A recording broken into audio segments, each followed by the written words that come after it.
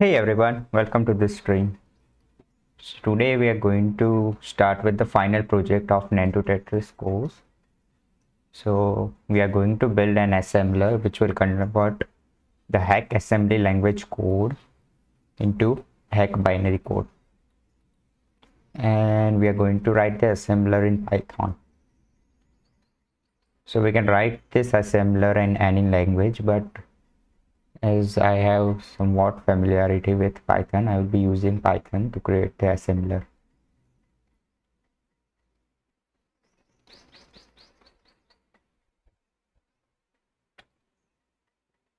So first of all, let me create a file.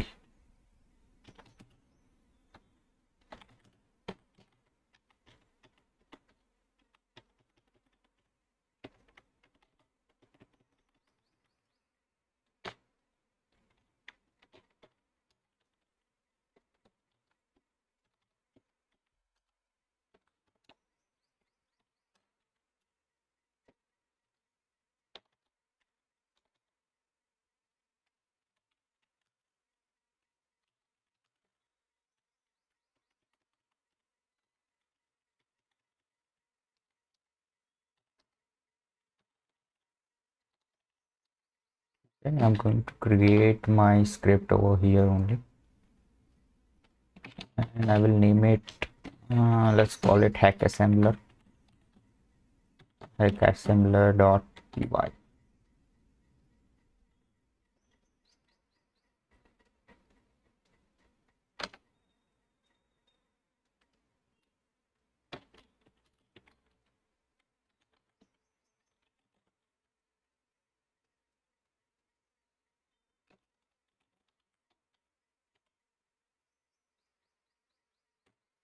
Let me test the code.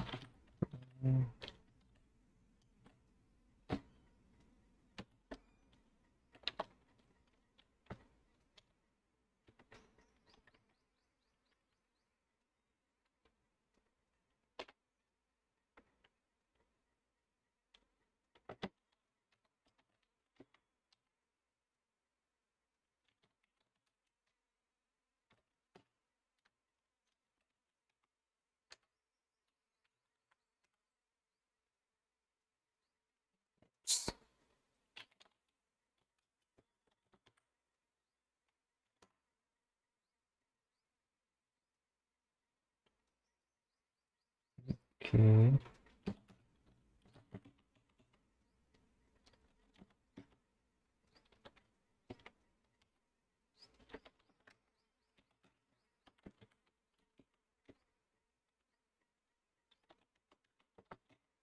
why do I have no Python install inside the bin? Python please ban.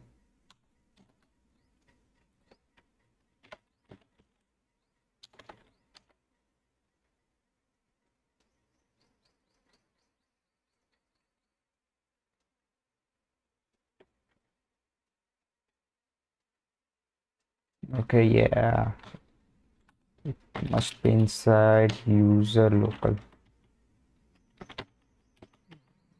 Curl bean Python, not Python select.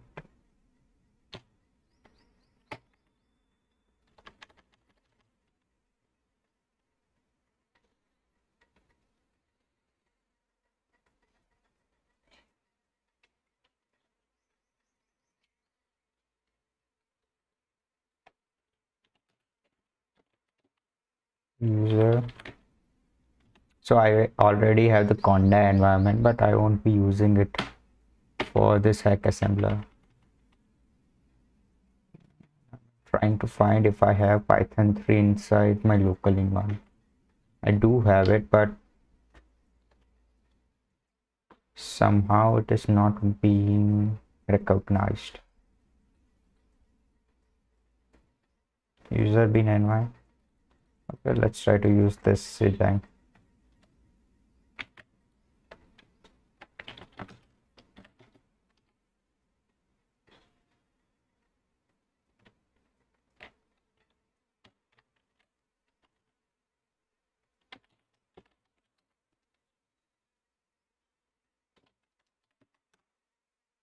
Awesome. So this shebang works.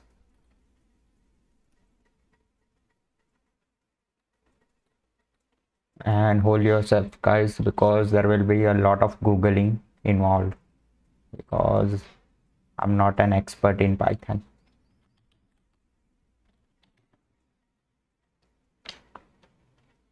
Okay, so let's open it up. Why the heck is this so much slower?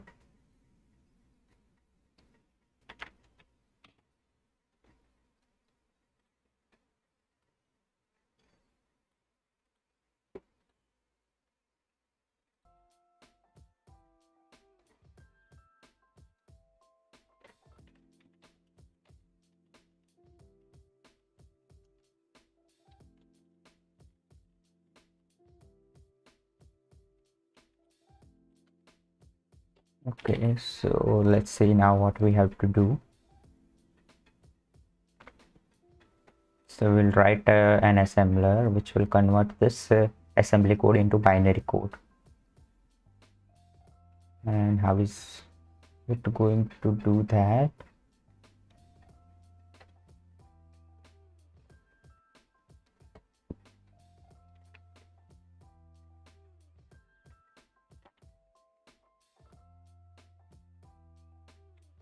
Yeah, so in our assembler we have to take care of this points, white space, so basically empty lines and comments, this type of comment and this type of inline comment. We have to ignore all of this. It will be considered as a white space, so we don't have to take those things into account when we are translating our assembly code. And after that, whatever remains basically comes into two types of instruction. One is of type A and second is of type C. This is an example of a type A instruction, and this is an example of type C instruction.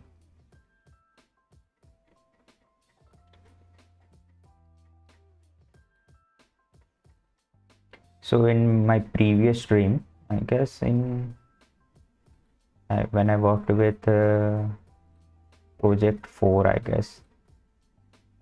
So project 4 inside this project 4 section involved the use of machine language to create, not machine language exactly, assembly language to create this kind of program. So there I have explored this syntax and all that, but today also we are going to see. Okay, so after that we have to also take care of symbols. So this kind of symbols, this is basically a label, kind of a label which we give so that we can jump to this part of the code. I will explain it later. References and label declaration, and we also have variables. So at I, this I is variable, so we will have to take care of this variable as well when we are trying to create an assembler.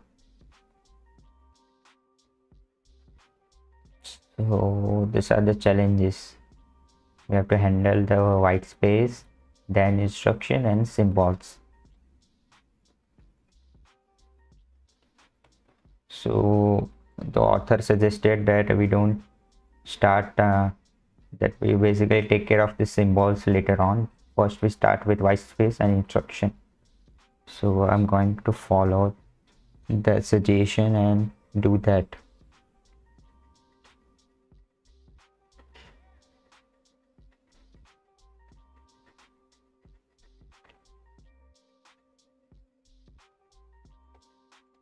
So if we just try to handle white space and instruction, as you can see, this program doesn't have any symbols like the references and the variables and the loop labels and all that.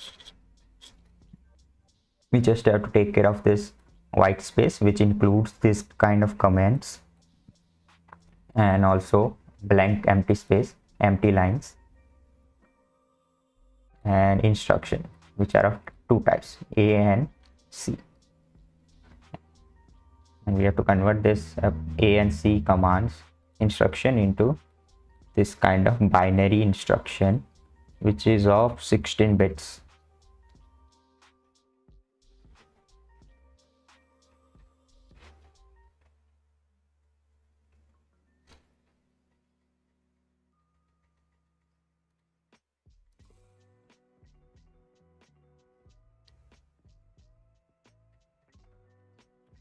This is how we are going to translate the A type instruction. If it starts with @, that means it's an A type of instruction, and whatever is after that is the value. The binary equivalent of this A instruction is basically this one. The first bit, this one is opcode. So this bit opcode, as in it represents whether this instruction is of type A or C. So for A type instruction, we will have 0 at this bit. So this bit is for A type instruction 0, and all the bits after that will represent this value. So for 20, if for example in this case we have 21 as the value, so this bits will represent 21 as a decimal constant. And the other type of instruction is C, and in C type of instruction there's a lot going on, and if this is the symbolic syntax, this will be the binary equivalent of it, and there's a lot going on, so we'll see it later. After that,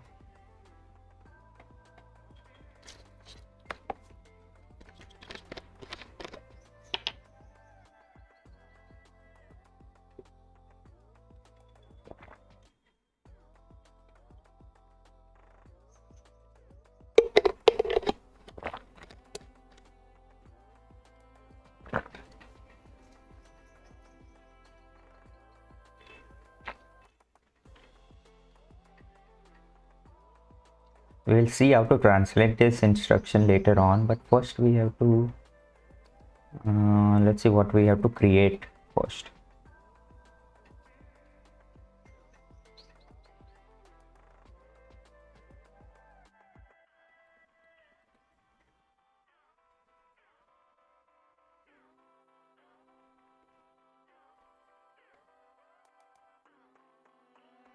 This is how we are going to handle symbols. I will explain this later.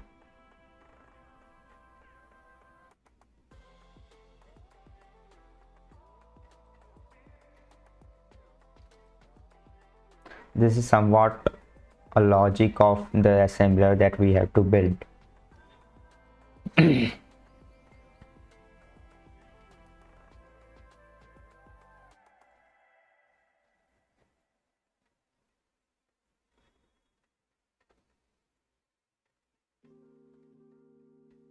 And from this slide onwards, they basically go into the details, not exactly the details, but the logic behind how to implement, how to create this assembler in a programming language. They don't provide the exact syntax and all that, but basically the classes and the structure, the basic structure, the underlying basic structure of the assembler.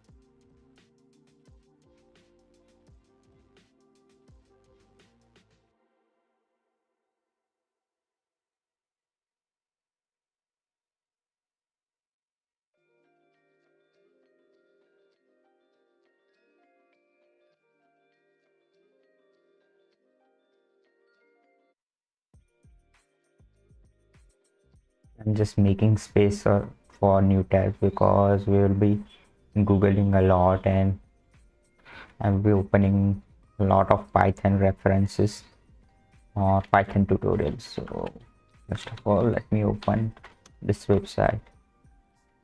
So let's try to write, code which gets the assembly code file and opens it inside this assembler. So we'll try to write a program for this.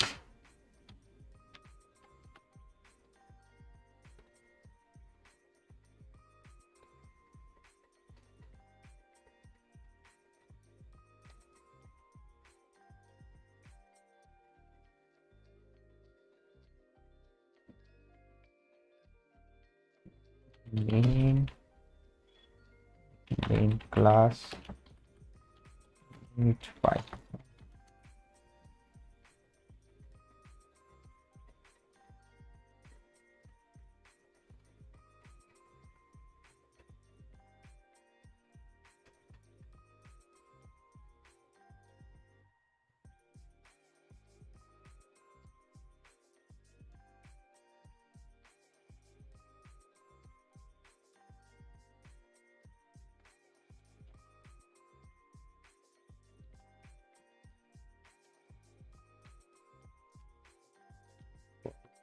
To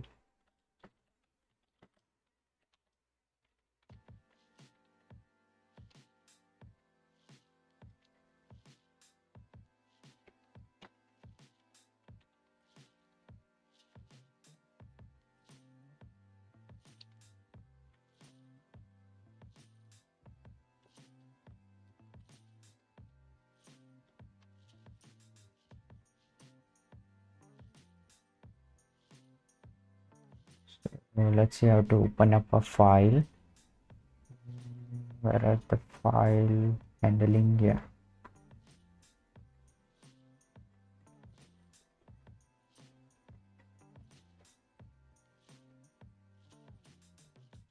And I want to open it up with syntax. File open with file.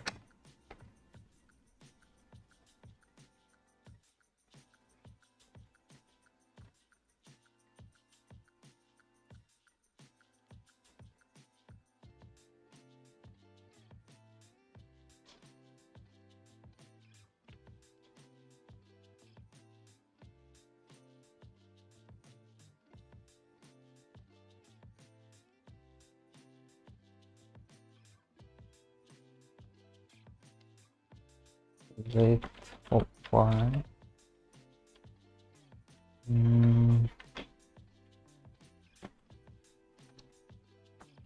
Which file do we have? We have add.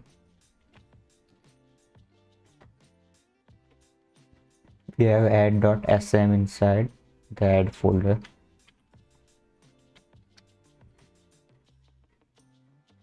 Okay, so let me directly write add/add.sm.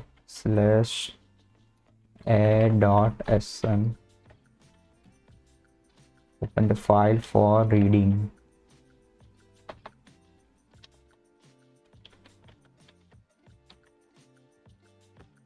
As ASM.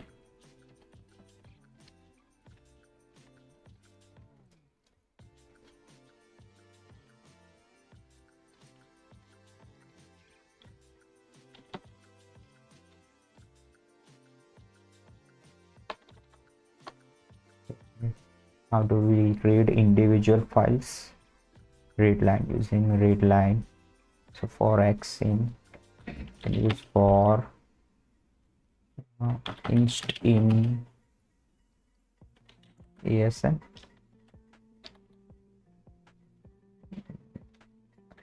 ASM print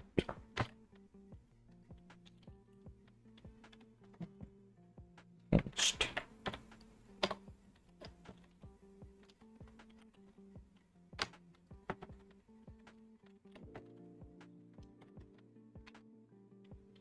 Okay, it is printing all the lines. Cool. So let's see what we have to do now. Okay, but I don't want to hardcode the name of the file. I want to give it using the arguments. So how to input the arguments? Python cmd args.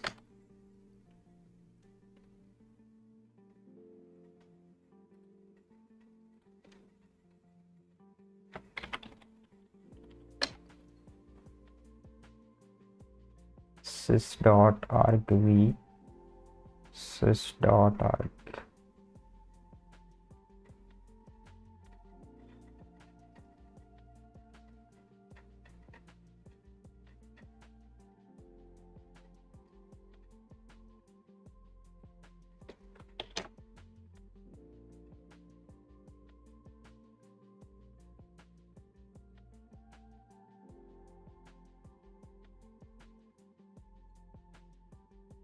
Okay,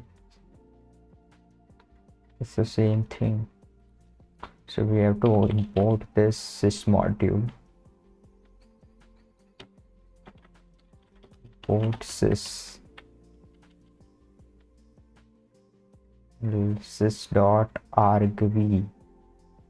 will give us the list.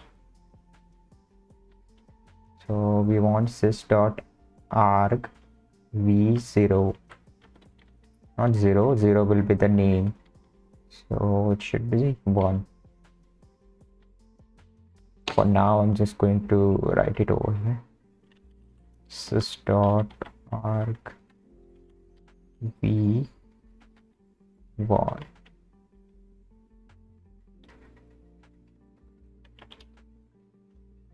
Okay,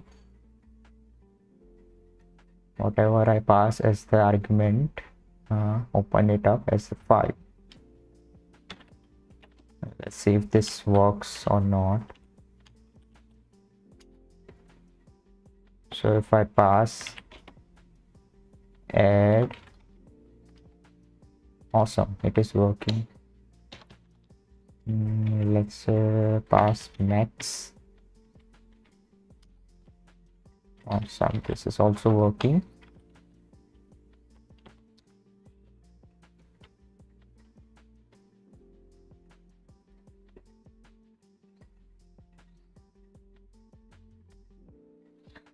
So now what we can do, we can read individual instructions. Now we need to create a parser which takes these instructions, and if it is, and gives us the different elements. So what do I mean by different elements?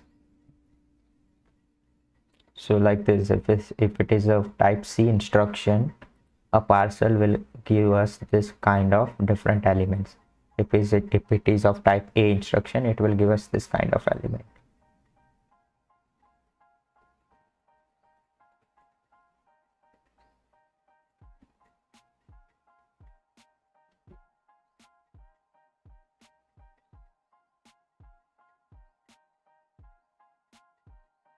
It will also tell us which type of command it is, and we are going to create a class for this. What are the classes? I'm going to create class in this file only.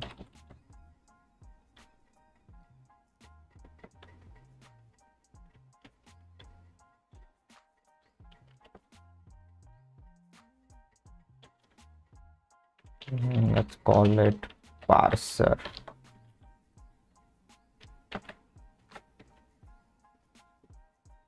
I have to create an init function as well. Def init, and we're going to pass the instruction.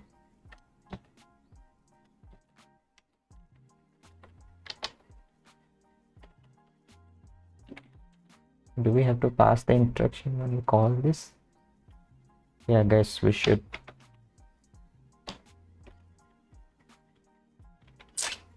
Self dot inst is equal to inst. All right.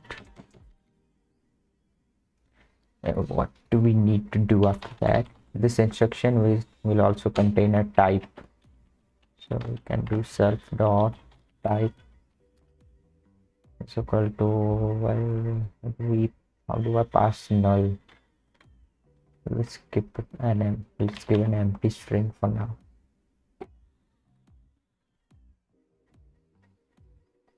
The same thing is null, I guess.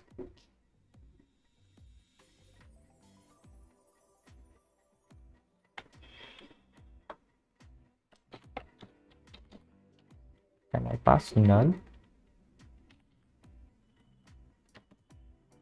I don't think so. Do we have a null in Python?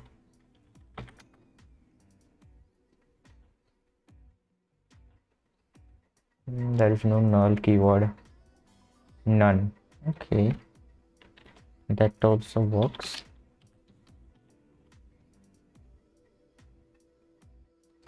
Okay, what do we have to do after that?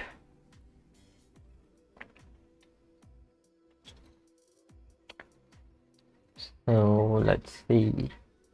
Self dot type is equal to none.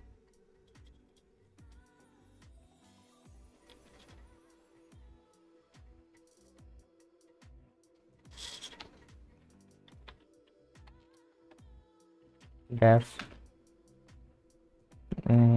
select type, check type.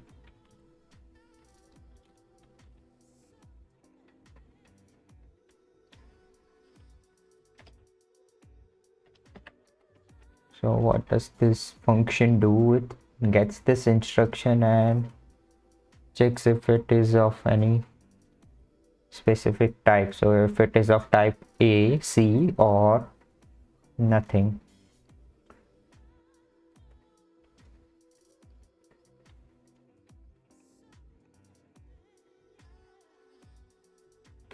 So if self dot, wait, I have to pass self over here. Self dot inst. What do I have to do? I have to check if it starts with @. So I will have to use string methods.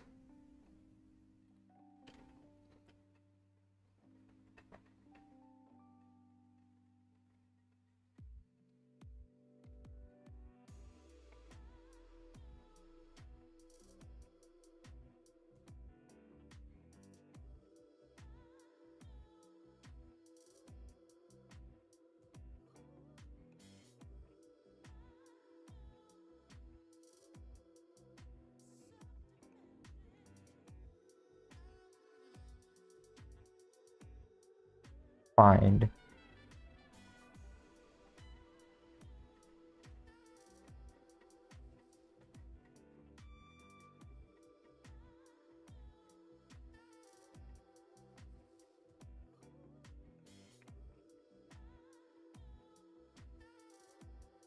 Well, before I check the type, I will have to do some computation or cleaning up of the string, because it will also have some spaces at the beginning, so I want to trim the spaces. I can do that over here directly. Strip returns is it strips?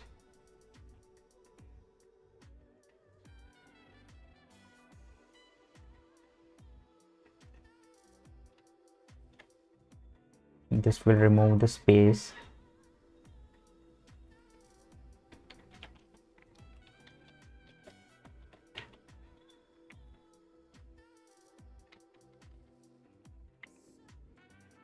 Now what I want to check is if it is of type. Let's see what we can do. Now this instruction will either contain a comment, or it will be a blank space, blank line, or instruction which will be of either of type A or C, or also it can be a label, but we will take care of labels later on. First we need to check that if let's see how we can do that.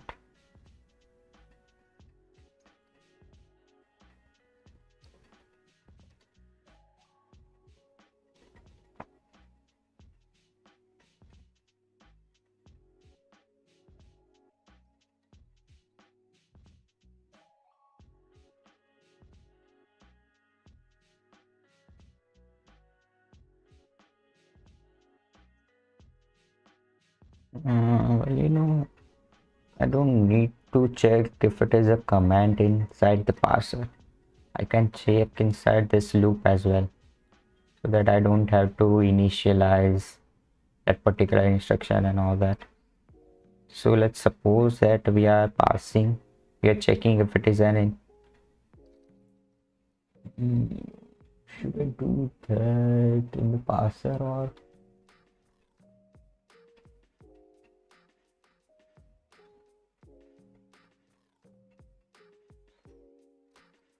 yeah, I can do inside parser as well. So I will check if self-clear instruction, and if it starts with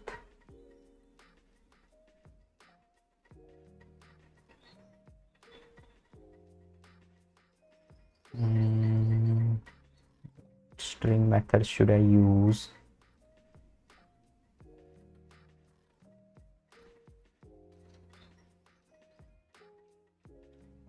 Index.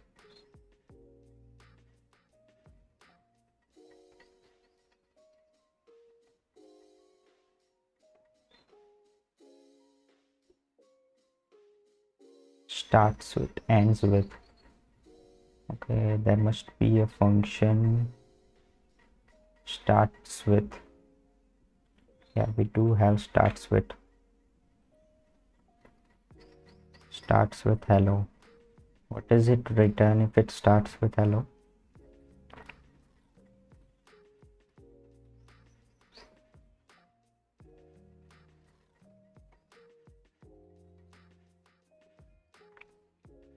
It returns true or false.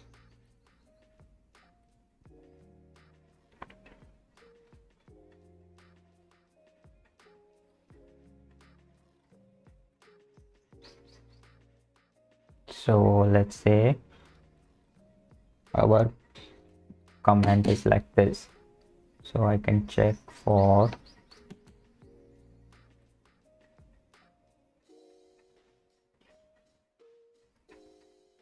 by the way, while creating this assembler, we are just assuming that all of this the assembly language code will be passing is error free, so there are no syntactical errors.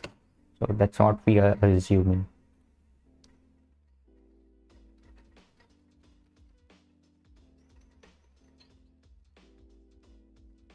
Right. So we have a way to check if it is an comment. Also we need to check if it is a blank line, so we have a function for that.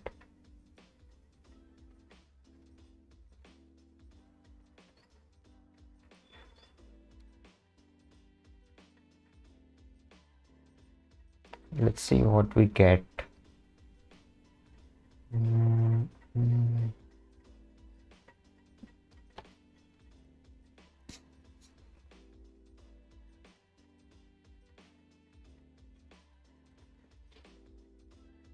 Python check if string is a blank line.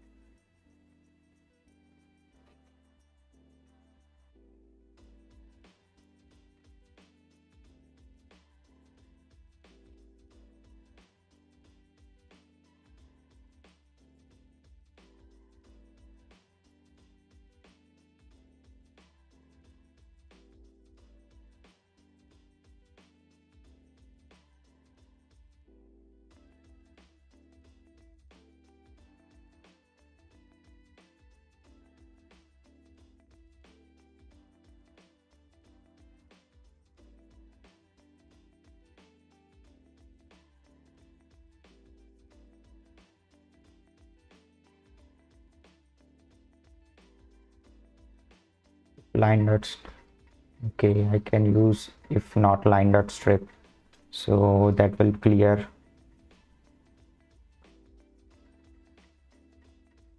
Line dot strip will what will it give us?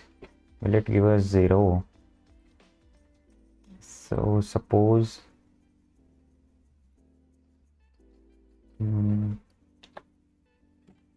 I have a new line character like this. If I pass txt dot strip,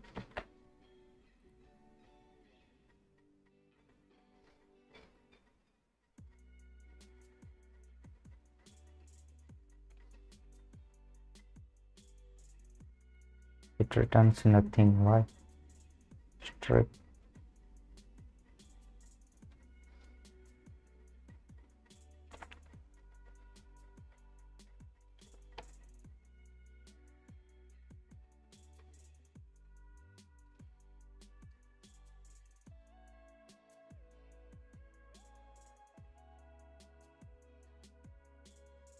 Yeah, I can check this thing as well.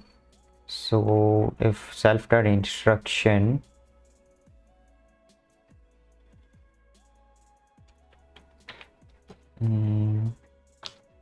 dot starts with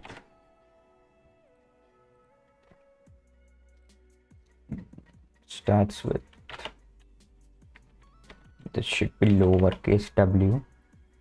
So if it starts with comment or what do we have? If self dot inst in either new line line fit r/android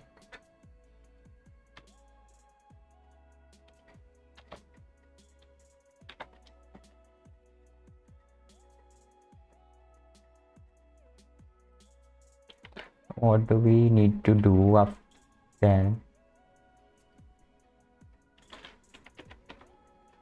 Return none.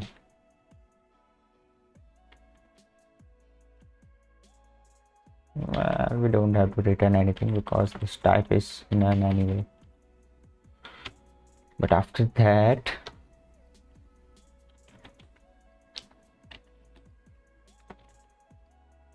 is it elif or elif? I tend to forget. Elif, yeah. Elif. Now, if it is not a comment and not an empty space, what do we need to check? If it starts with, I need to check if it starts with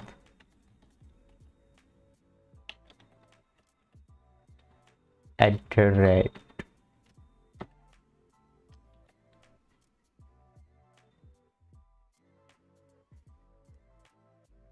If it starts with @, that means we should change the type to A.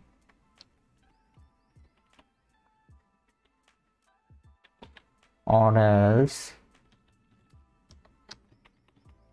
self dot type is equal to C, because if it is not a comment and not a blank line, and also if it is not type A, then it is definitely of type C. So this is how we check the type. And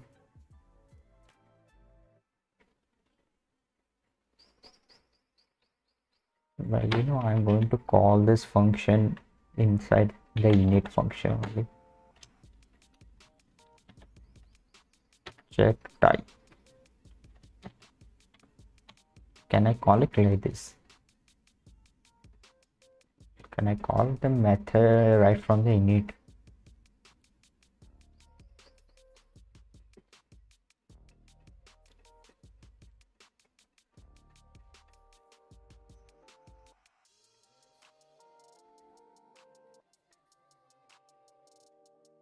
Yeah, I guess we can call. Okay, so now what do we need to do? Okay, let's see what we are going to do. For each instruction we are going to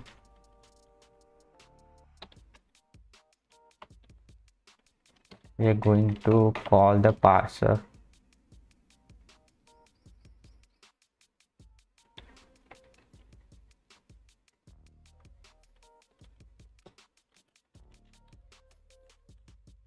Parser dot inst,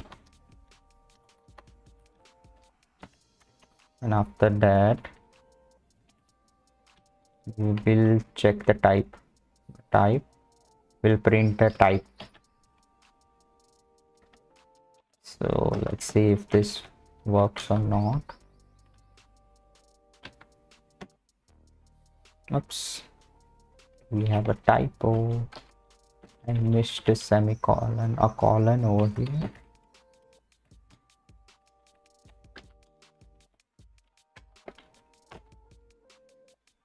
Check type is not defined. Why is it not defined? Self, yeah, I have to use self dot check type. None, C. No. Okay, it seems that we are getting. So let me add.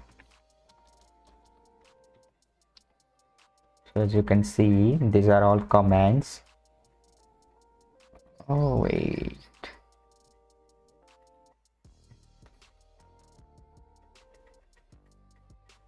Why do we have a C type and a none type?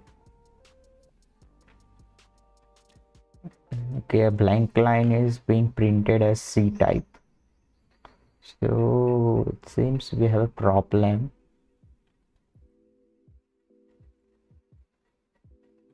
Okay.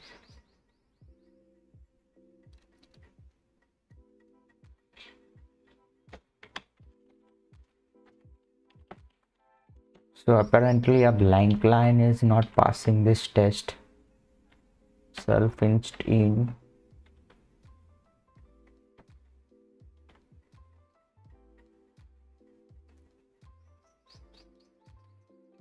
Why is it not passing this test?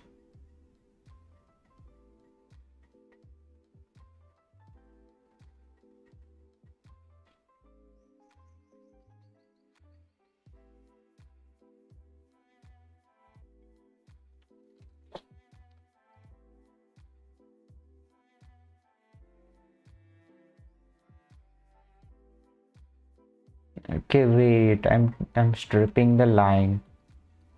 That's why.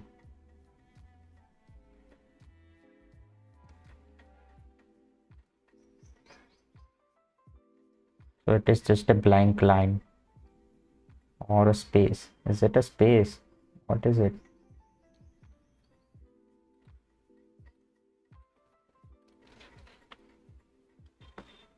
So I guess I will use line strip self instruction equal to. So if I use equal to this thing,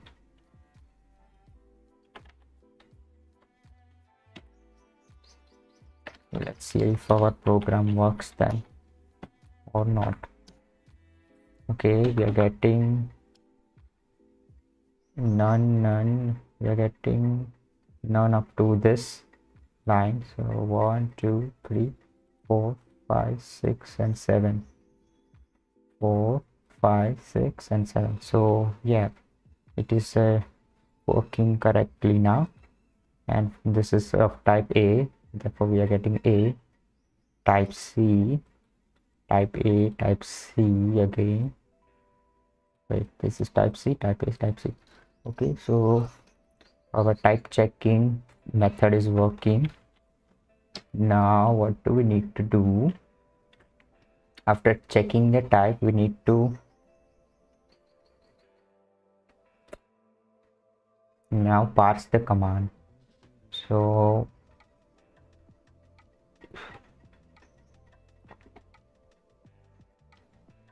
we need to get this kind of functions which will return the individual parts of a command. So let's see what we can do.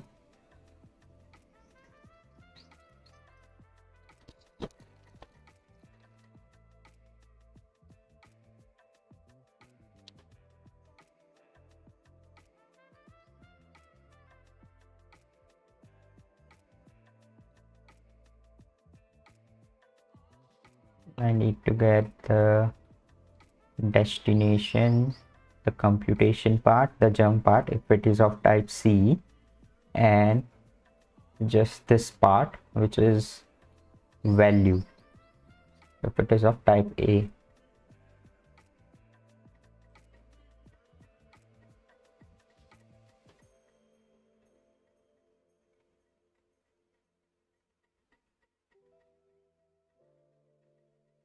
I guess I can use a dictionary to store this kind of values. This dictionary. So I can store this type so that if I need it, well, I can get away with just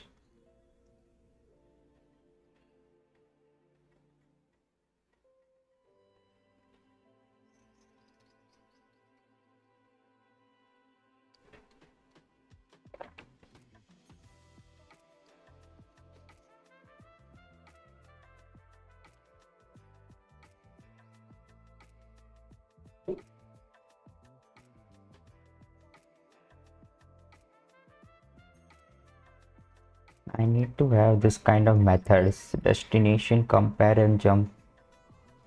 But should I create those kind of methods? Well, I guess I can create such methods. So if I create a method like, let's say if it is of type A, then we want the value. But later on, there won't be value in type A. Can be also a label inside the at A operation. So let's see. So what I mean is we can have this kind of at A as well instead of just a plain decimal value after A type instruction, after iterate in the A command. So should I call this function value?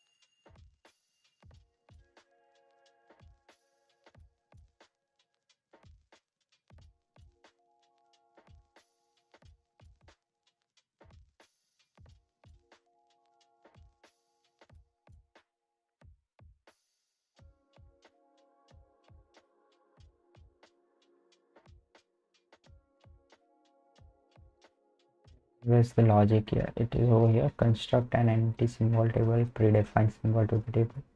We'll see this later on, but first can for each instruction add the pair instruction and address to the symbol table. Okay, this is also not what we need to take care of right now. Or if the instruction is add symbol, look up the symbol in the symbol table.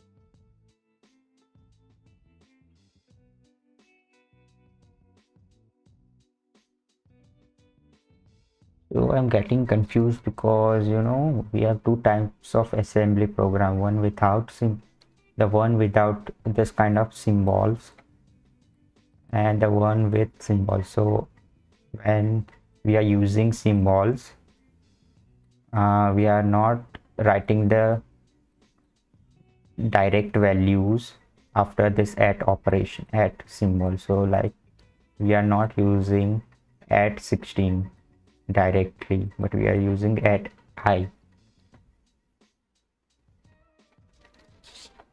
So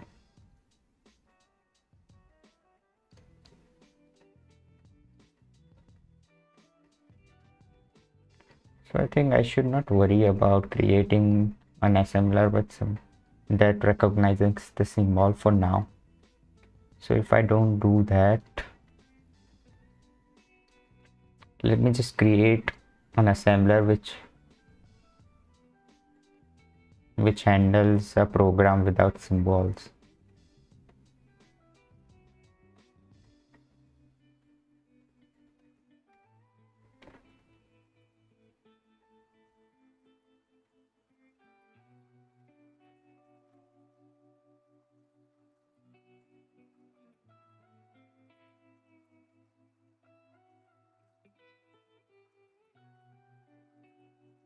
Suppose let's just call this method eval anyway. It doesn't matter. We'll change it later on. So what do I need to do?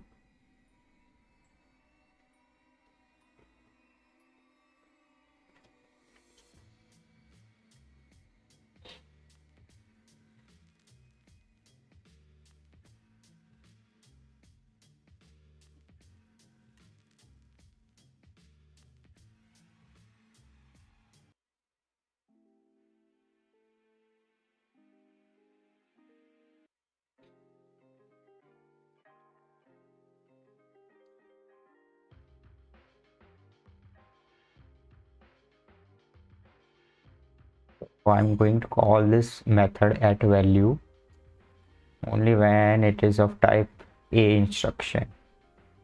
So what this will return is simply this value. It will strip the @ symbol and return us this. Now this instruction might contain an inline comment, so we have to take care of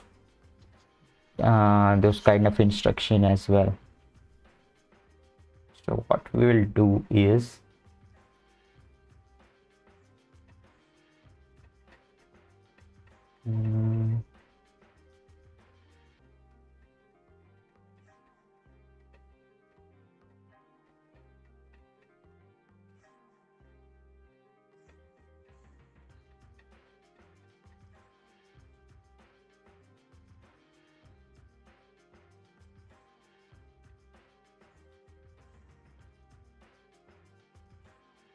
so we can have an instruction.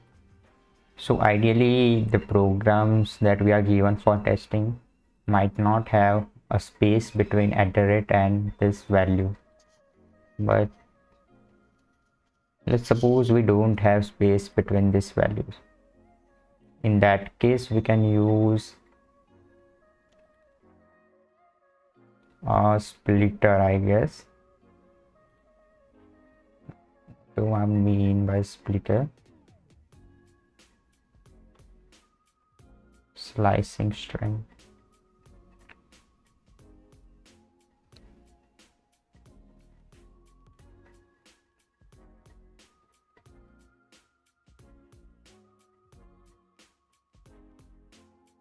I can split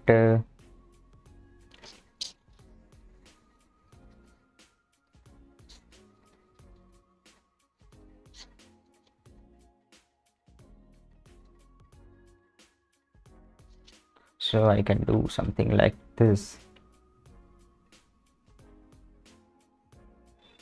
if self dot type is equal to a,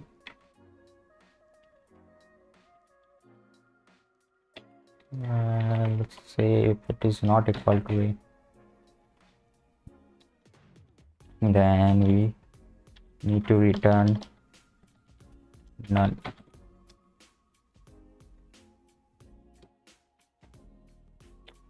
After that, what we need to do is return self dot inst. I'm going to get rid of the first 0th index, which will be @ symbol. After that, I will split the string with space, so, and I will return the 0th element. So let's see if this works or not. If p dot type is equal to a, then I want to print p dot value.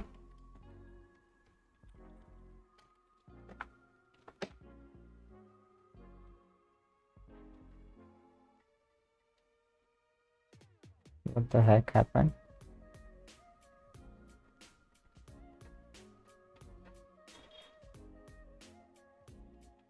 Okay, what am I returning anyway?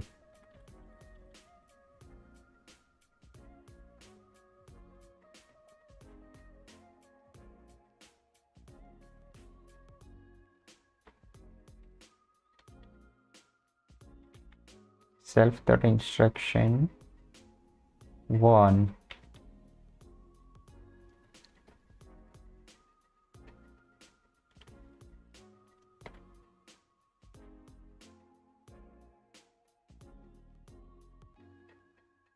Basically, I'm slicing the string. Okay, wait. We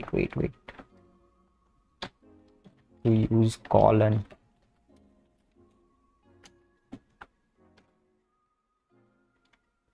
Still, we are getting the same error.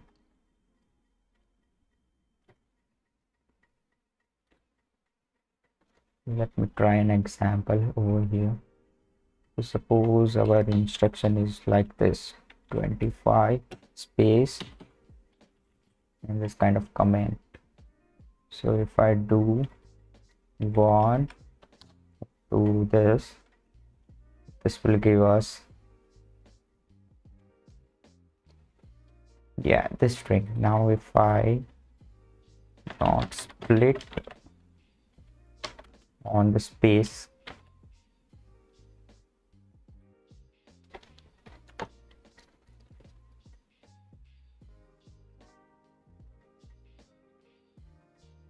yeah, and I can return the 0th element.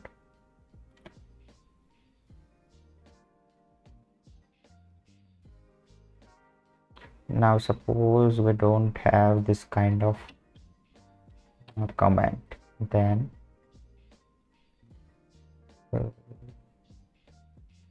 even then it is going to return 20, the value, but in this case we are not getting that value. Why? What is happening?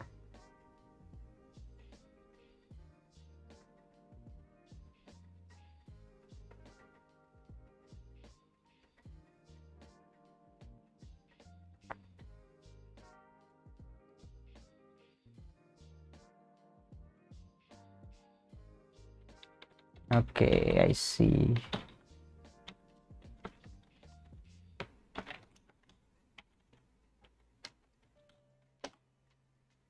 Okay, we are getting the value now.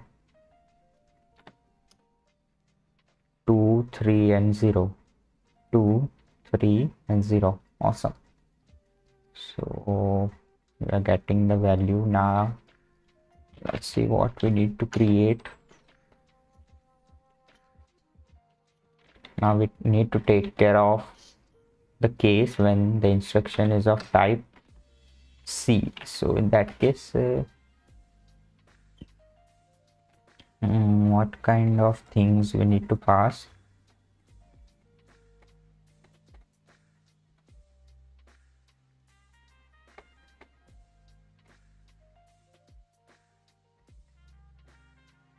We need to get the destination. So yeah, let me check the code first of all.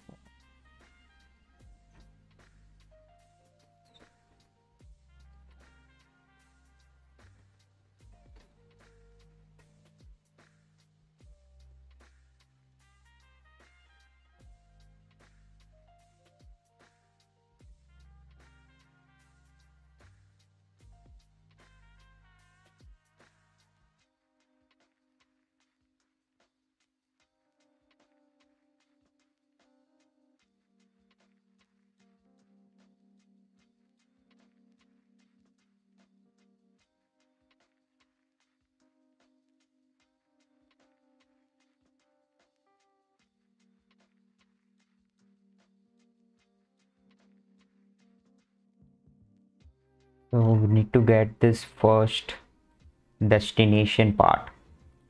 So we'll have an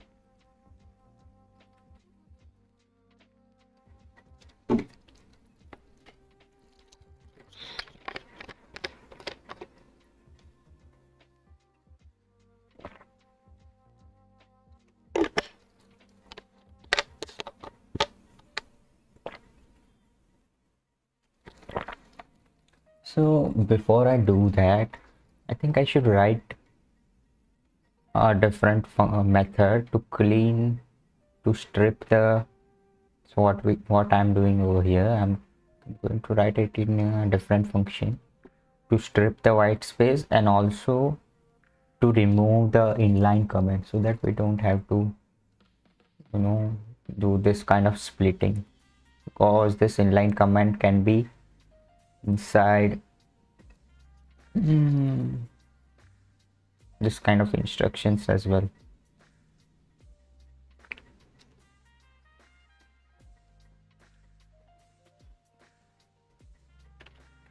So I'm going to call it cleanup.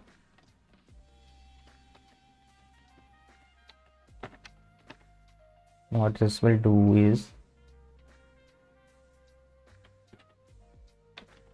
get the self inst, and first of all it will do strip.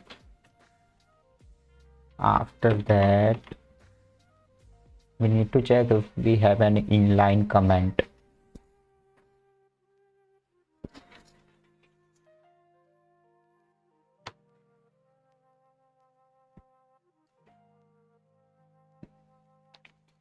Well, not only inline comment, we can also check if it is a comment anyway, inline or anything.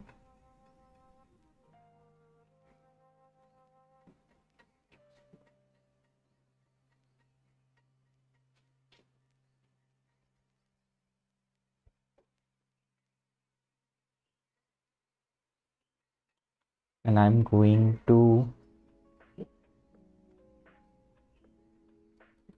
so what I want to do is check if the line contains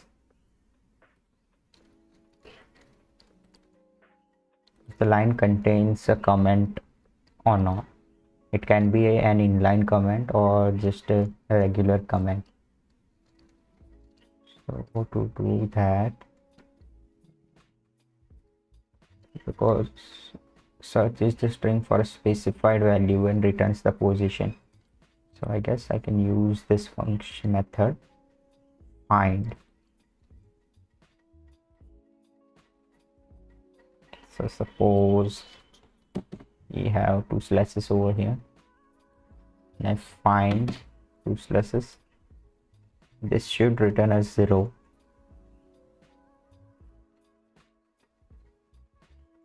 Awesome. And if we have something like this,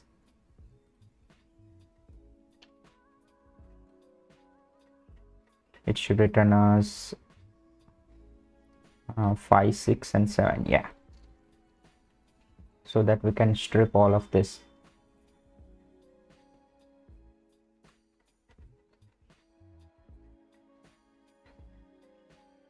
So let me write it. Self dot inst dot find comment string. And after that, what I want to do is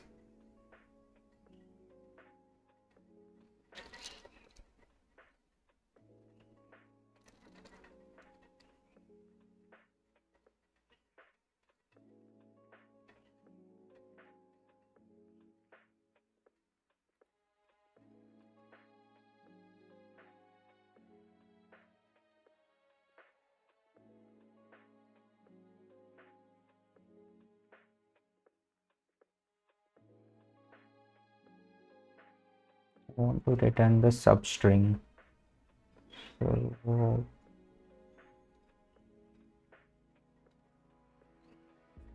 what can I use?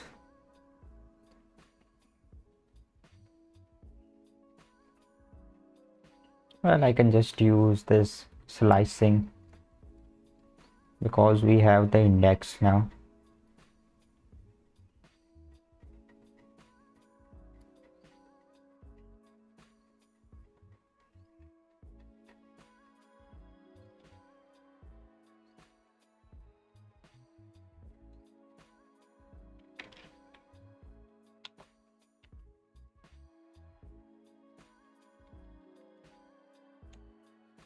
I'm going to save it inside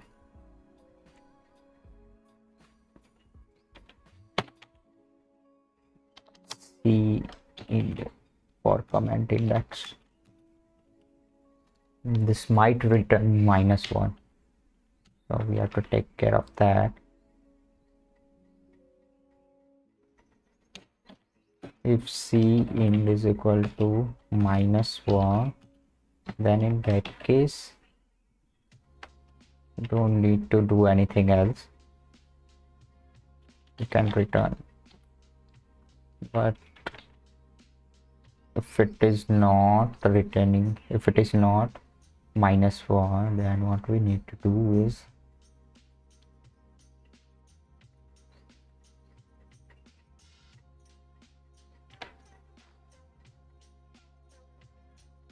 it can even return 0. If it returns 0, that means our it is not an instruction line, so it is not an inline command, but it is just a command, regular command line.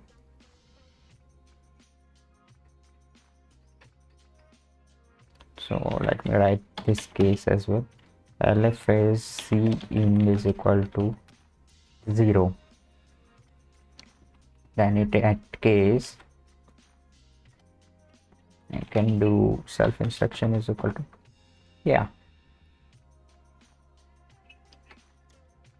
else I can do self dot inst is equal to self dot inst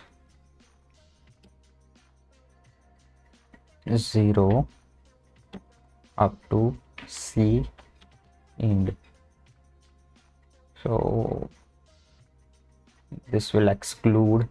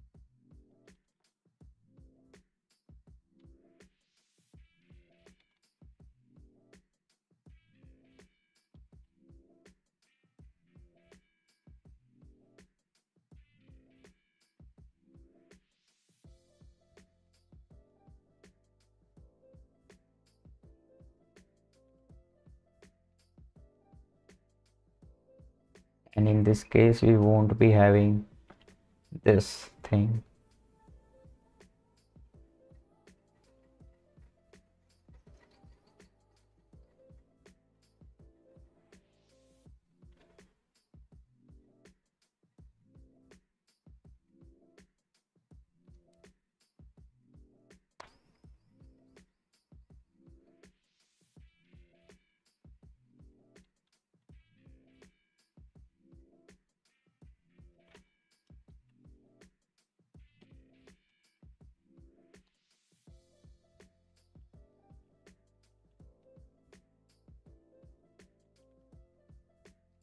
Okay,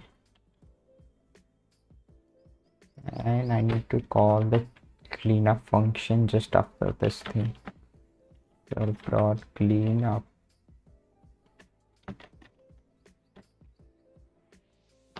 So let me walk through the program again. First, I'm just ripping the instruction of all the spaces from left and right. Okay, and after that I'm firing up this method to find if it contains a comment or not, and if it returns -1, then it means that we have no comment.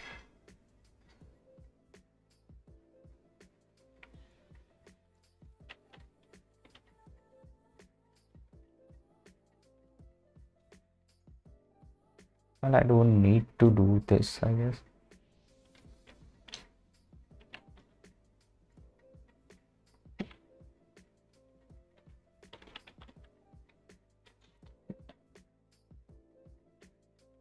Because if it is -1,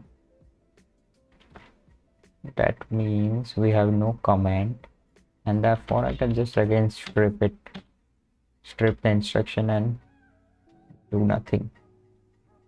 But if it is of type 0, sorry, if the index is 0, that means we have a regular comment, and I will remove that comment and simply replace it with a nothing, basically. Else, wait, this will also catch when it is -1.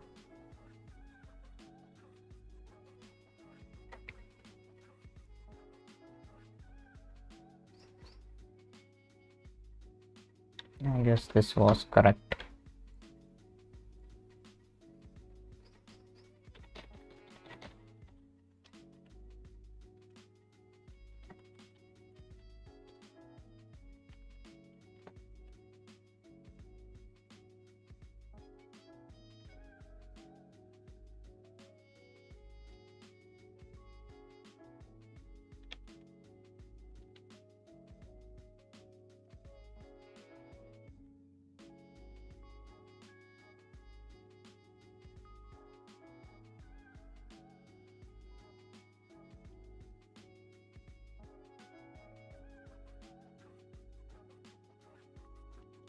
Let's see if this works or not.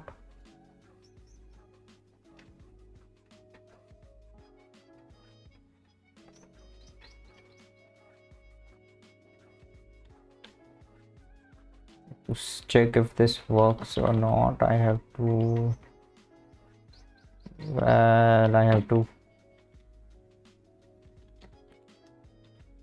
print the instruction as well.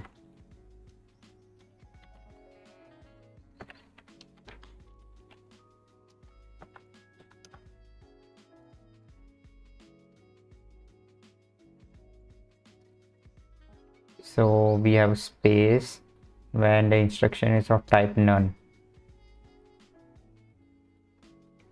but when it is of type, we have this kind of instruction. And did we have any inline? I don't think we had any inline comment. So let's see if any other program have inline comment or not.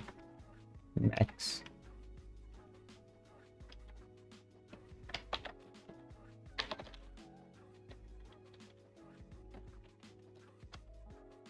yeah, this program does contain inline comment, but it also contains symbols. So what do we need to do then? Let's see what happens if we try to run this program with max function, max assembly. Oh, we also have a non-symbolic version. So if I check the non-symbolic version, max.maxl,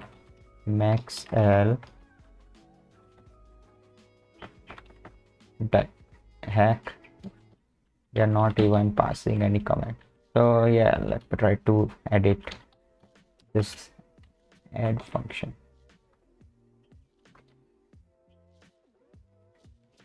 I'm going to add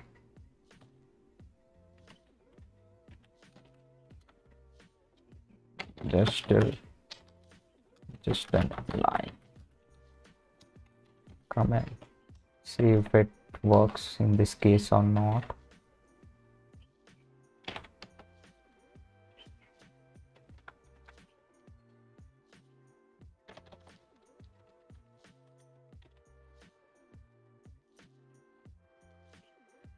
So yeah, it did remove the comment and we are just getting the instruction. So it seems our program is working.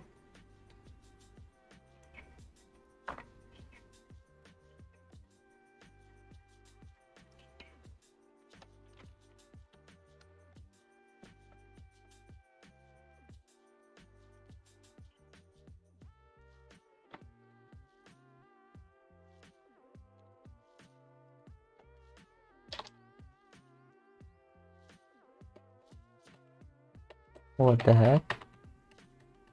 The key binding is not working. What the heck happened?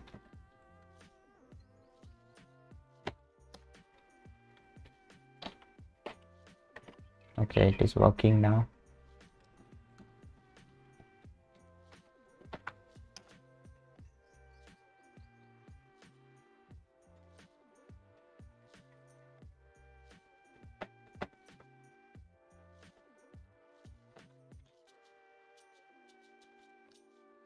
Okay, we have done the cleanup, and now let's see what we need to do.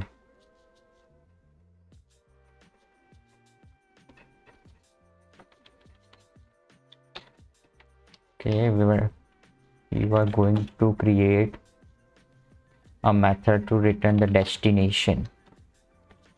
Let me open up the slide again. Destination is the first part, so I'm going to write code for the same first.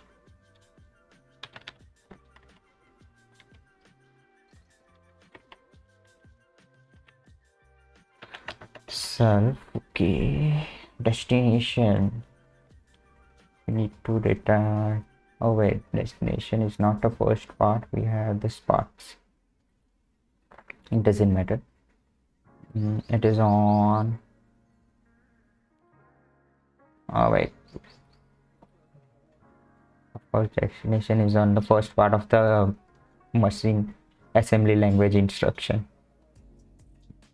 like this. So if I want to strip this C instruction, so full-fledged C instruction will be like let's see, it will be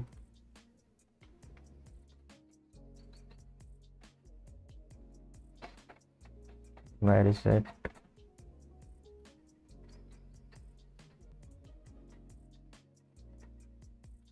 A full-fledged C instruction will contain this different fields, but it might or it might not contain this field. So this could be null. We can just have this field as well without the semicolon. It is optional. And we can have the computation field without this destination.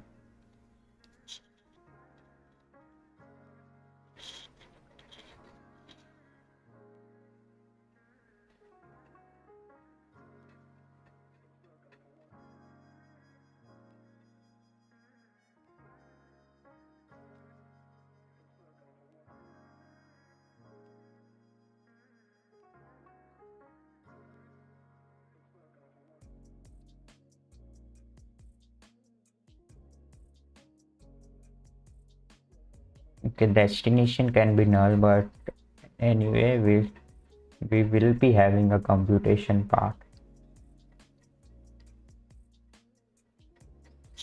We'll at least have a computation part, like just m. So if it's just a single character, like if the instruction is just m and without the semicolon and jump instruction and without equal to, that means it is a computation, not a destination. For destination, to represent destination, we have to use this equal to operator. Okay, so that means we have to get,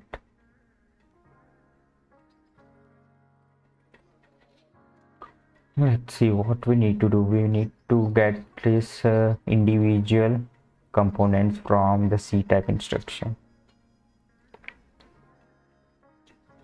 How can we do that?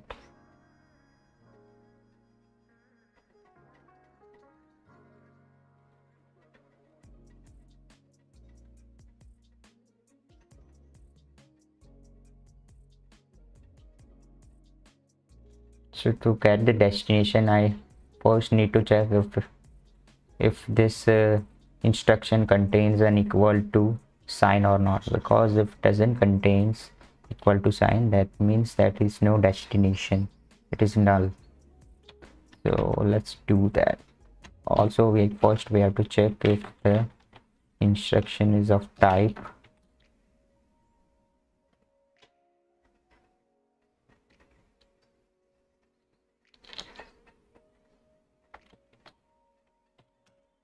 not equal to C, then return none.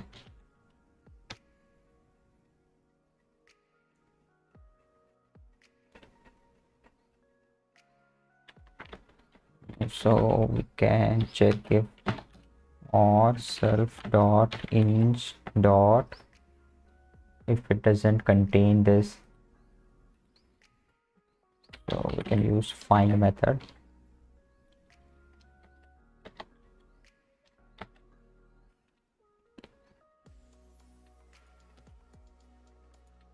Equal to -1, that means it doesn't contain equal to.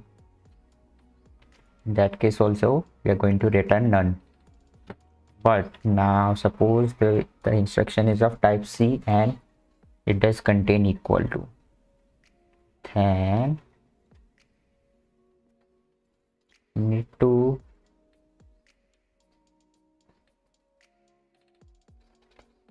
we need this equal to index. So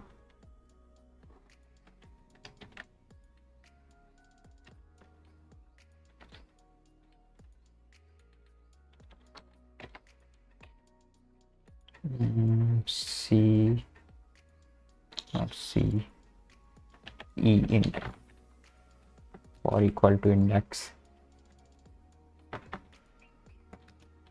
E int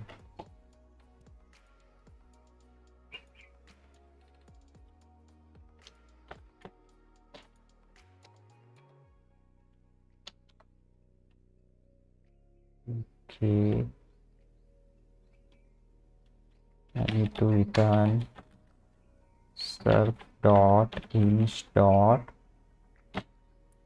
from 0 up to E int.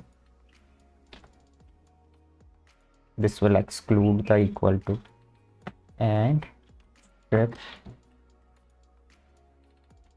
this will give me the destination. So let's see if this works or not.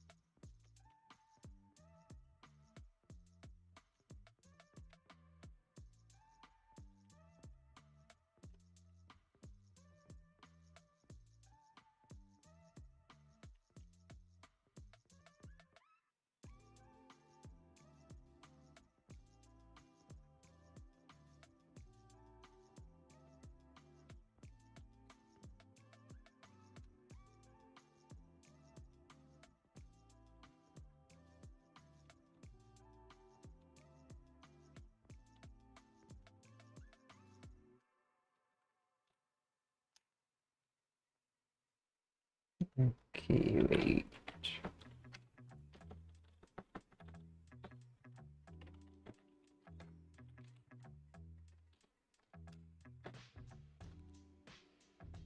Destination none, but in this case we are getting D.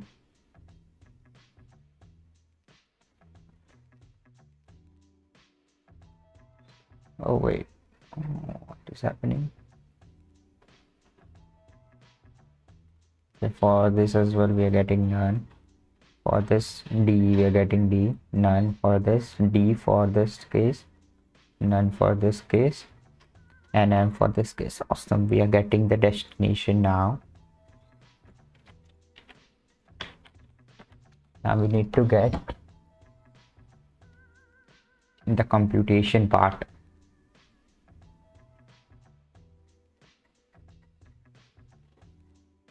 Now this computation part is little bit tricky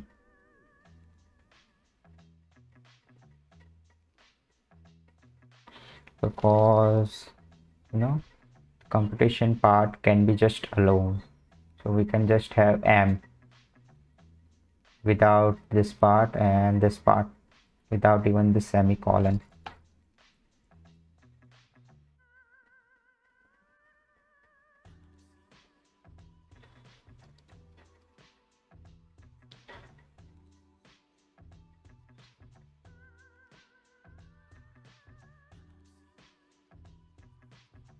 So suppose if it is a full-fledged instruction, then we need to get the string starting after this equal to and ending just before this semicolon.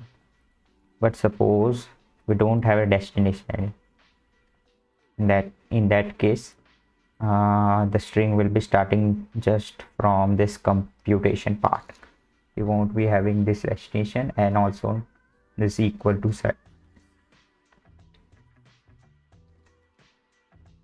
And also we might not have this jump. In that case we won't be having this semicolon as well. It will be just computation. Also we might just have destination and computation without this jump. So we have to take care of these different cases.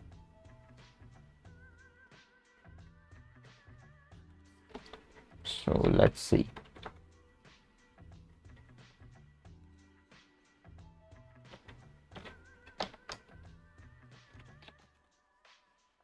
Computation.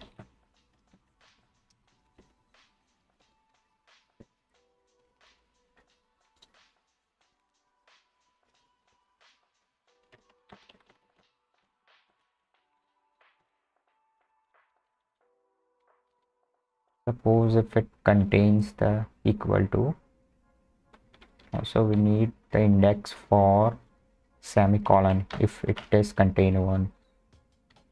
So I will call it as index for semicolon index.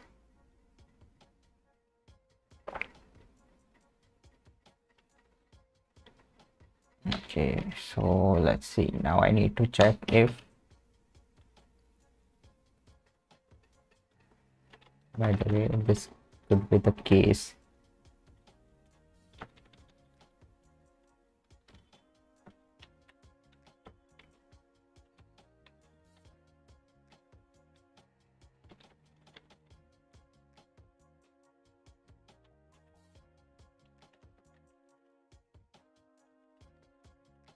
What the heck?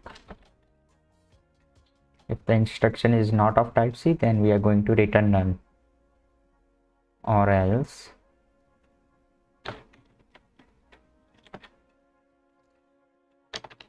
now we need to check if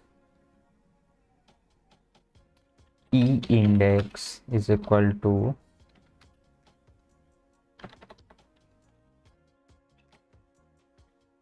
not equal to -1 and S index not equal to -1. That means it is a full-fledged type C instruction, and in that case we need to return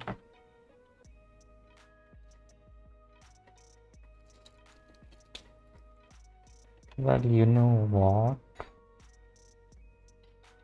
you can create different fields for this, different variables for this destination computation, so that because we will be calling these functions again and again, so it's better we write self dot value is equal to so that's why I was thinking of making a dictionary, but it doesn't matter.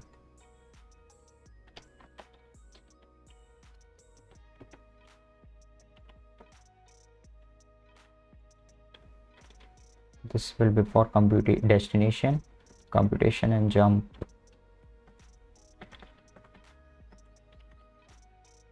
Destination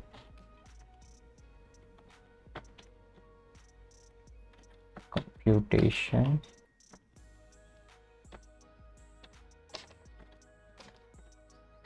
the heck jump.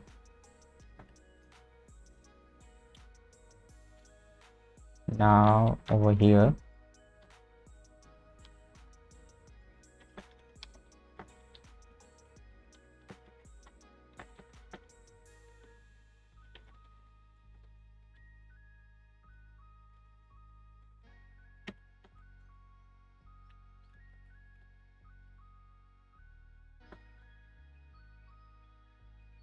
and I'm going to return this value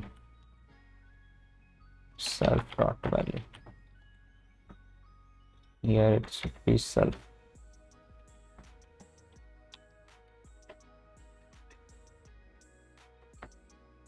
Over here as well self dot dest is equal to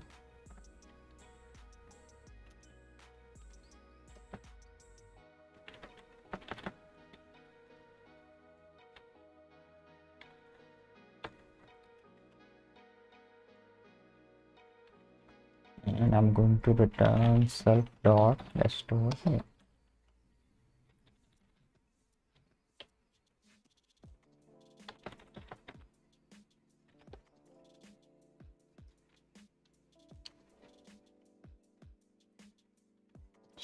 Okay, what can I do over here? If both is -1, wait, if both are not -1, that means it's a full-fledged C-type instructions. So in that case, let's not return it. This will be self dot inst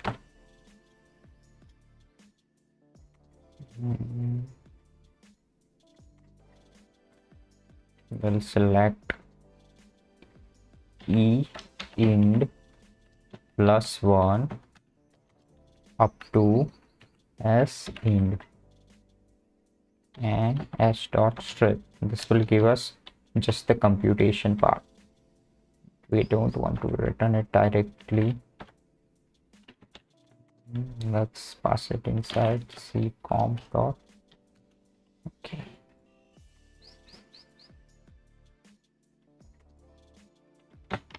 And let's take care of a case when we don't have this jump instruction.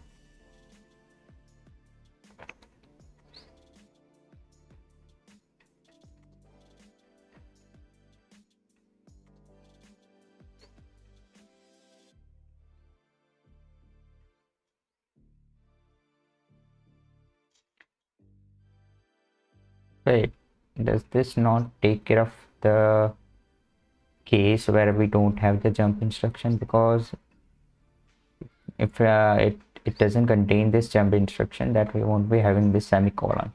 In that case, s index will be -1.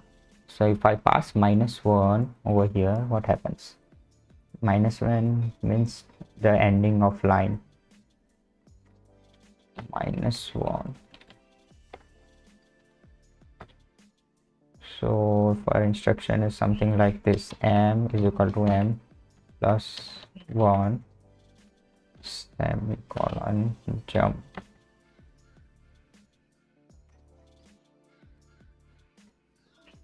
Suppose there's no jump.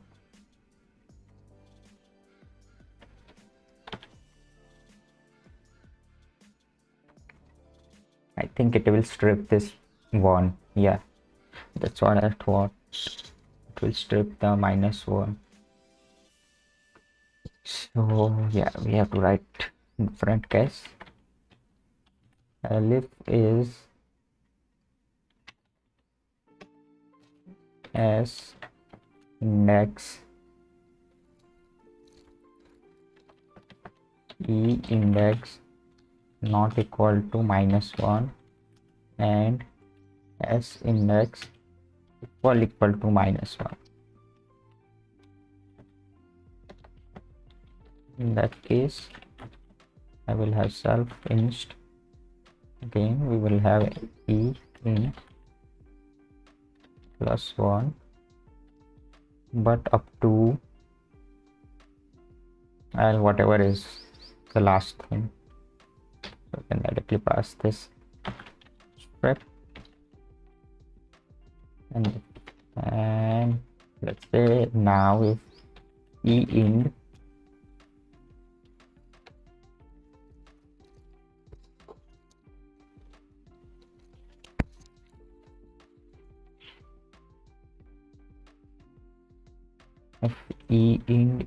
equal to -1 and s int not equal to -1.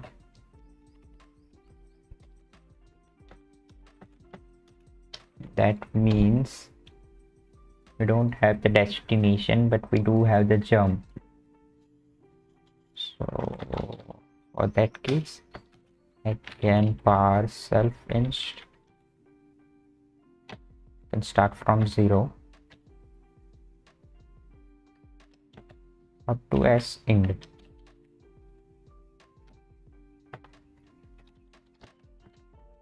I don't need to strip, but yeah, let's just do it just for the heck of it. And I think this is the last case. If e int equal to -1 and s int also equal to -1, that means it doesn't neither contains the destination nor the jump. That means we just have this computation part. So we can just pass self.com is equal to self dot inst. Can pass the whole of it, and let's just strip it just for the heck of it. Finally, we'll return it. Return self.com. Okay, so now we are passing the computation part. So let's see if we are getting the output. Oops, I didn't want this one. Destination com.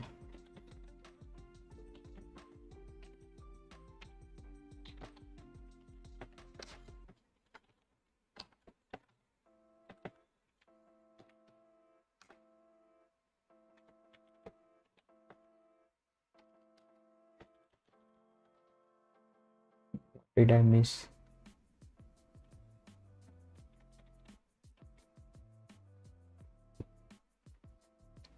Indentation at line 60.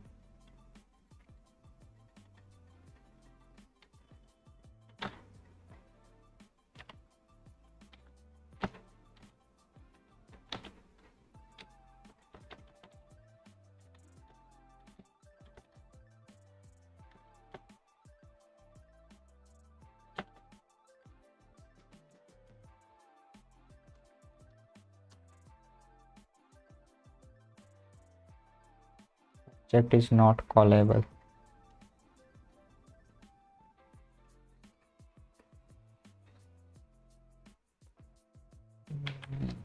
Why is it not callable again?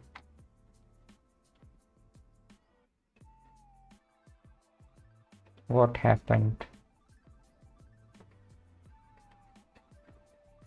Am I doing something?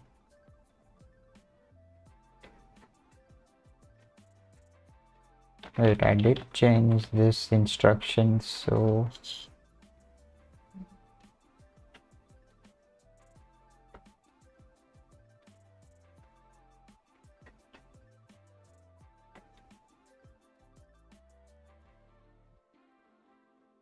where did I mess up?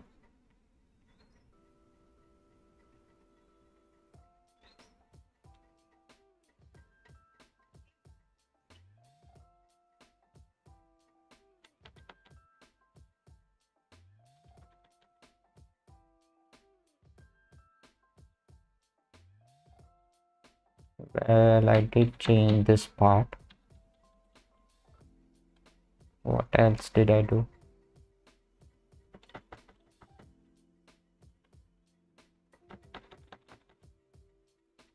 Why is it giving me error? p.test p.com. I didn't change anything.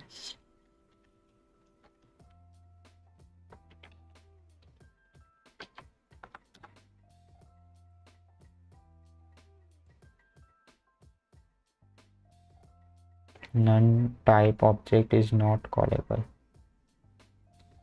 Okay. None type object.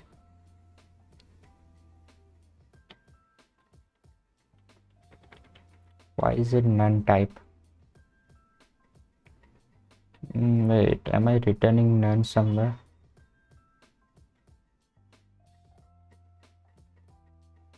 I don't think so.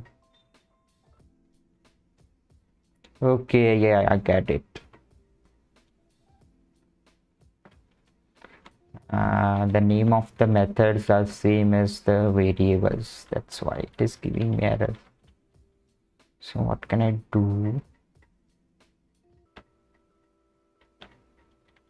Get test? No. Let's replace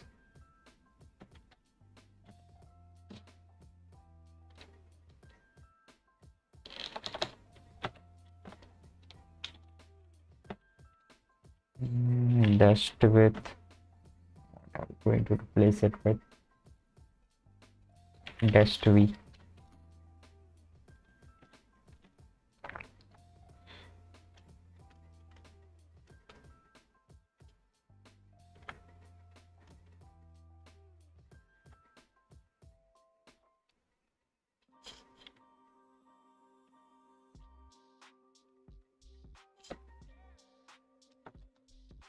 And we need to replace com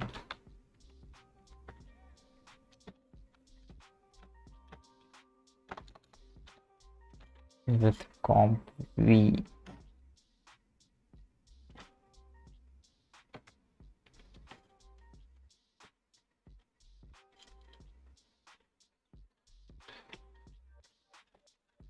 What else? Let's also replace jump with jump v. Okay, we have to take care of value as well.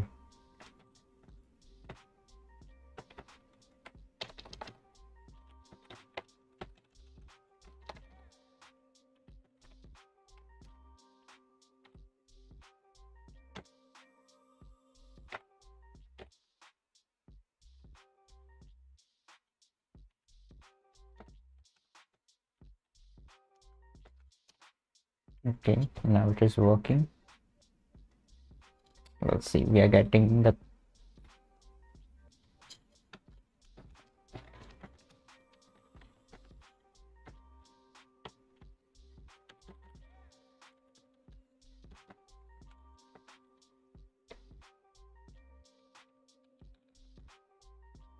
okay, this is it.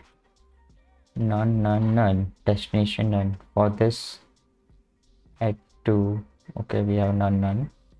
For DA we have destination D, computation A. For this none, none. For this D, D plus A as computation, none, and DA. But this is for the simple case. But suppose I pull this max L.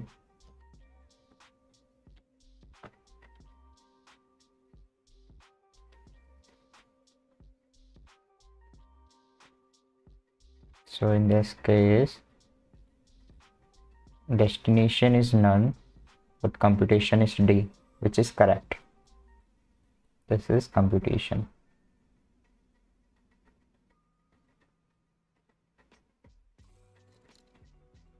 Wait, is this computation?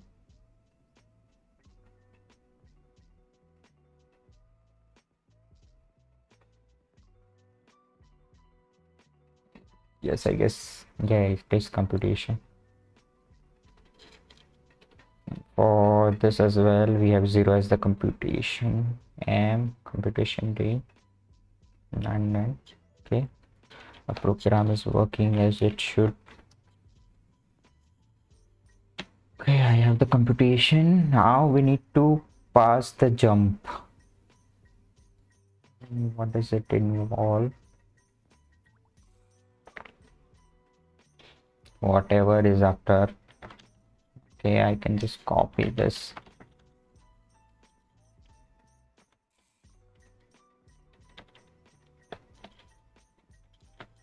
And call it jump end. I need to check for s end semicolon. So if it does contain semicolon, so jump instruction will contain the semicolon, right? Of course, it will contain the semicolon.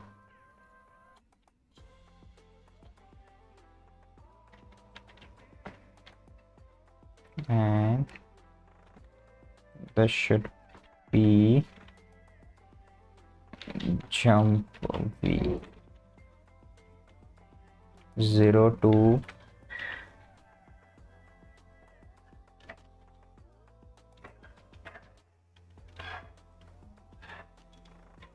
s end semicolon index to, yeah, the last thing. But this will also include the semicolon. We don't need to include the semicolon. We're going to skip it. So semicolon plus 1 dot strip.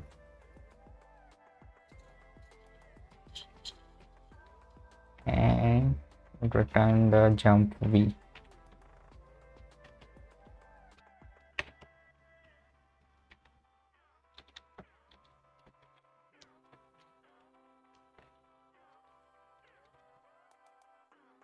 This will give us the jump part.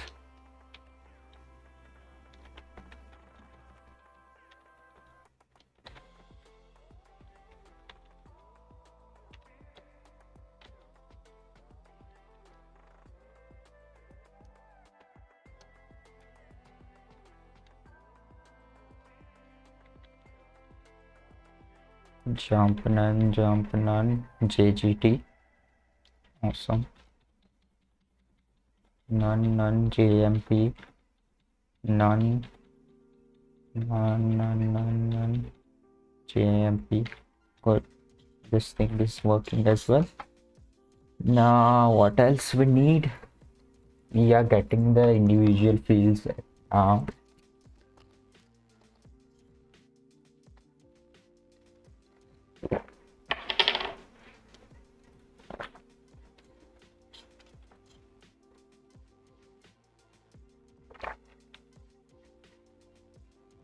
I think this is it for the parser.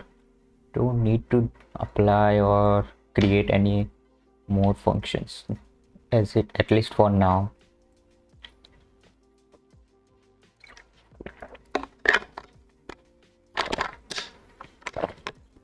Now that we have a parser, what else we need to do?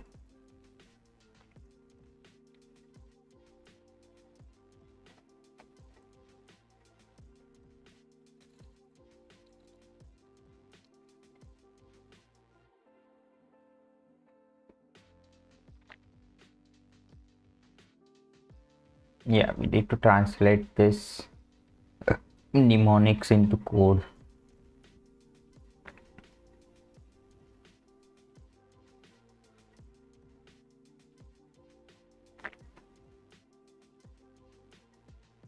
It will contain a lot of logic, at least for the ctype instruction.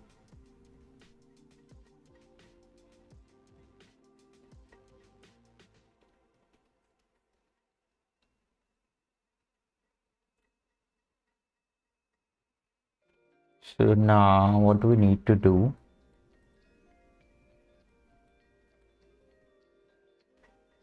Yeah, we can create a code class as well. We have the parser class. Now we need a code class.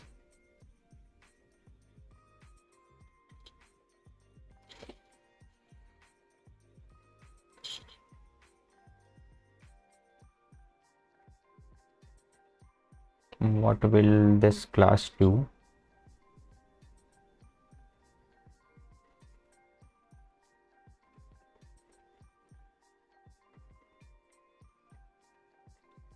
Whatever we give us the mnemonic. It will give us the binary equivalent of it. So yeah, let's code it up. We need a code class.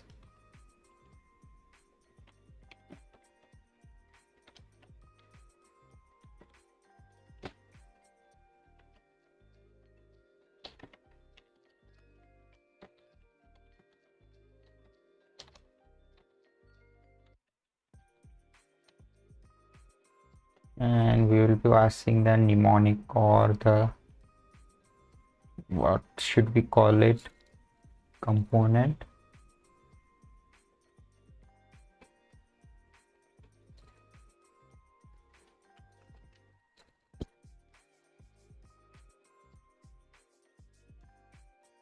Let's call it not term.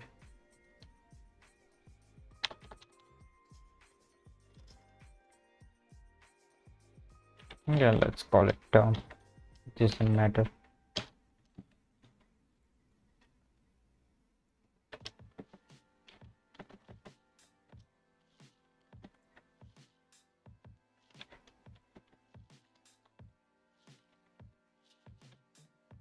Now let's get sub dot term is equal to term.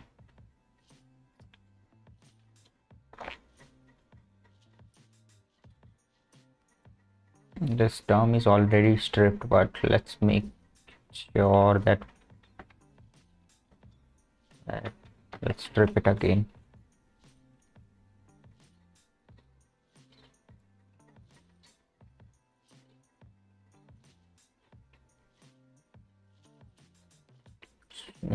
This might return none, so let's not strip it over here. All right. Now what kind of methods do we need? We need to get methods for the specific terms for computation, destination, jump, and value part. So I guess we should start with the value part. Def value.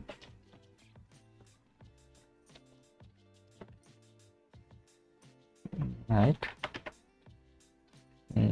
For the value part, whatever we pass as the value, we just need the binary equivalent of it. So if we pass number 5, if the term is 5, we want a binary equivalent of 5. So now we need to check how to convert a number into a binary form.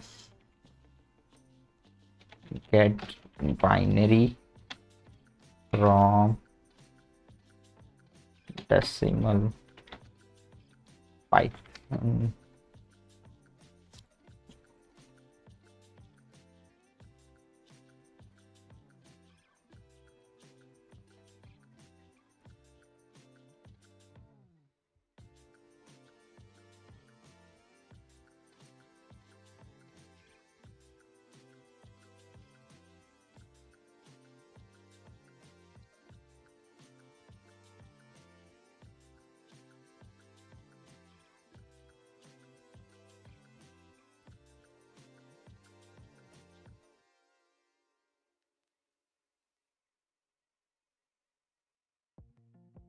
We do have a built-in function bean, but it will also return OB 0B, so we need to strip this thing.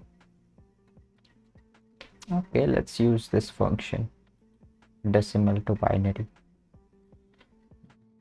Directly copy this.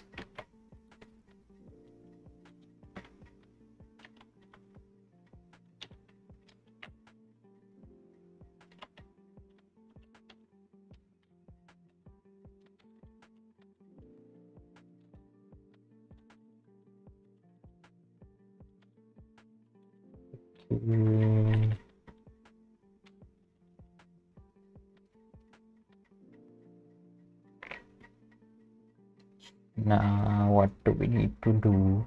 We need to check if the term is not none. So if self dot term equal to none, then in that case we just return none.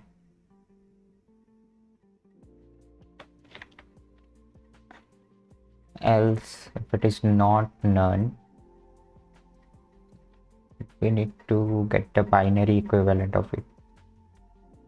To this binary function we need to pass an integer. So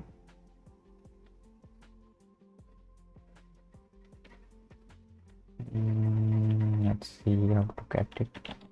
I will do return.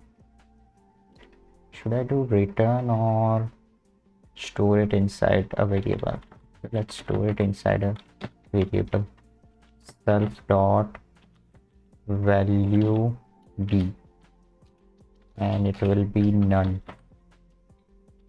So let's not return it right now. What we need to do is self dot value b is equal to decimal to binary. We can directly pass this self dot term. So first we will have to convert it to integer. I guess this is the function we can use to convert to integer.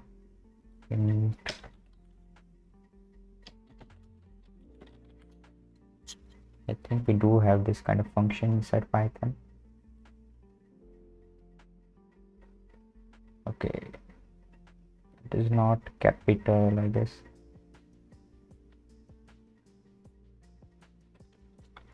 It should be lowercase I. Awesome. So this will give us the binary equivalent of the decimal number, and we can just return it now. Self dot value b.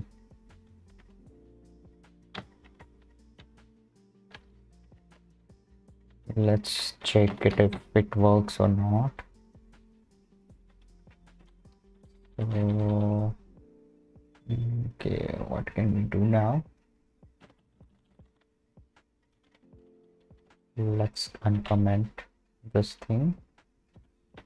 So if p dot type is equal to a, now we need to get the binary equivalent of it, get the parsed value of this value part.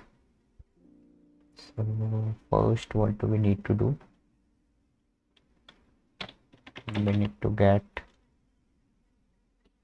C code, and we need to pass the term. Term is inside p dot value.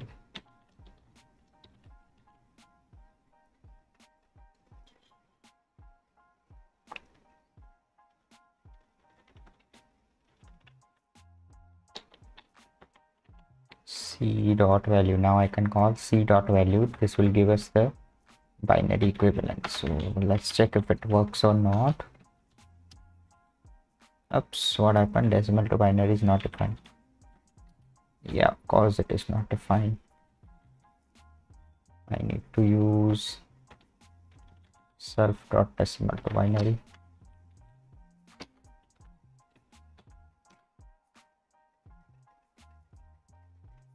I forgot self.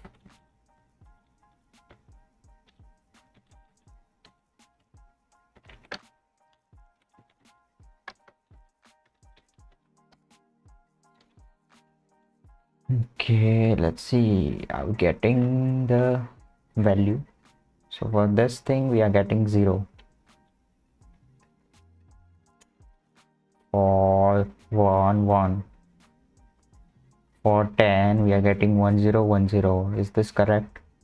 1, 2, 4, 8. Yeah, it is correct. For 1, 1. For 12, we are getting 0, 0, 1, 1.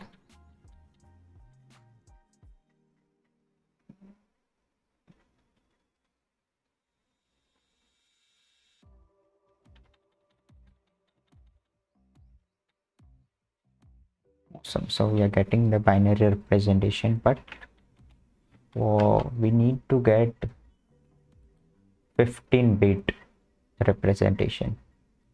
So we have to pad the numbers with 0.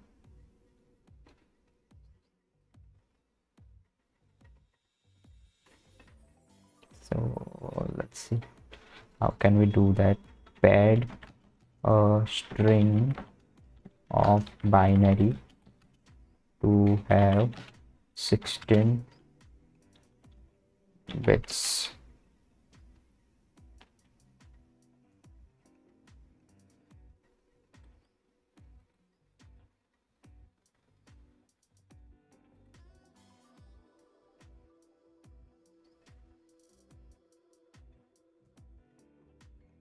Most likely you want integer to binary string combined with something to ensure that you get exactly 16 places.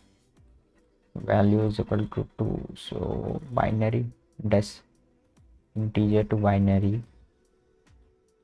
substring 1.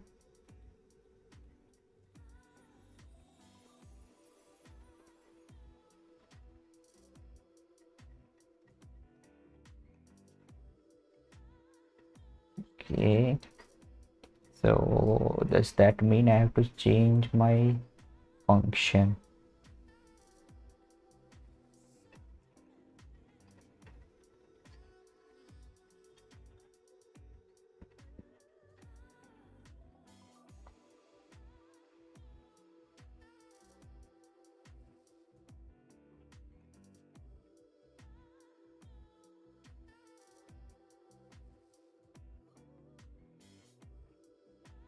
Do we want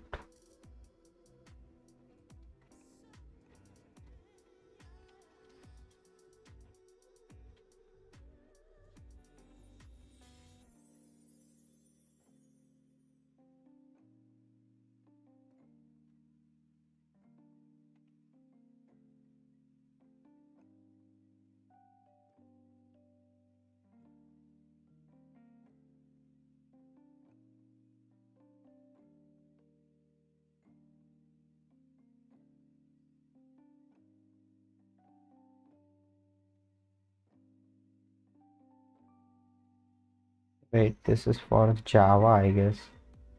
I want the answer for Python. Damn, I did not even write Python.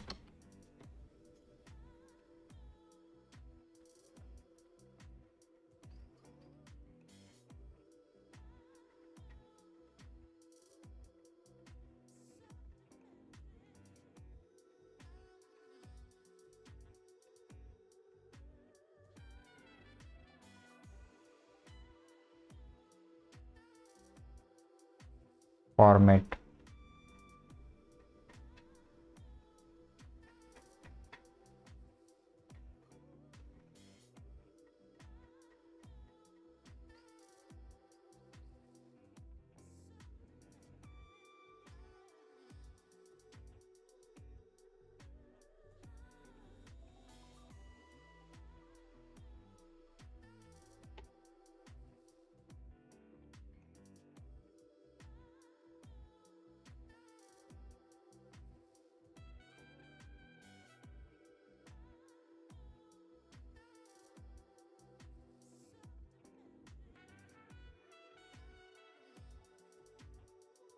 Okay, I guess I can use this format function, but how exactly? Is passing 14 and has 010p. Has makes the format include the OB. We don't need to include this 0b prefix, so we won't include has. And the 010 size formats the output to fit in 10 characters with zero padding.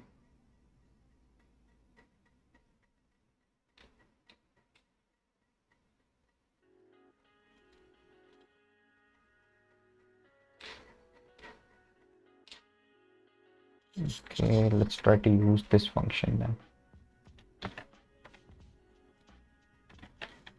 Return format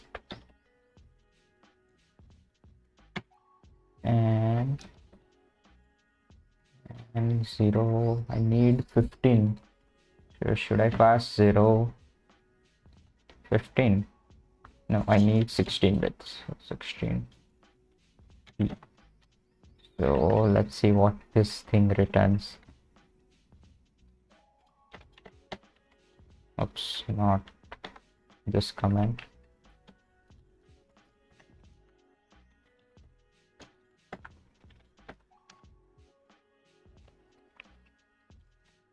How many digits are we getting now? 4.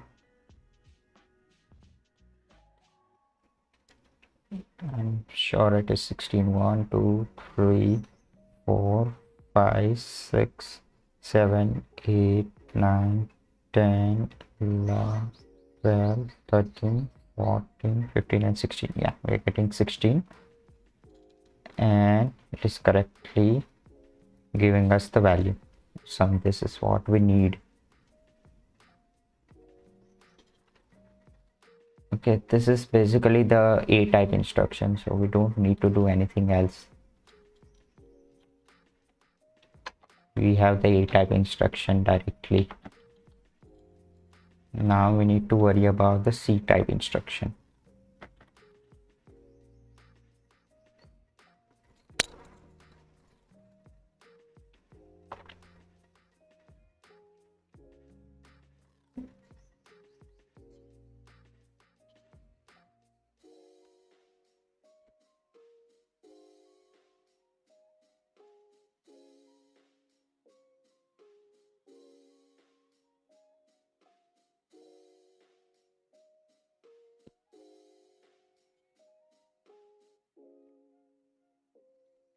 I think I'm going to take a break of 5 minutes maybe, or maybe more. We'll see you guys soon.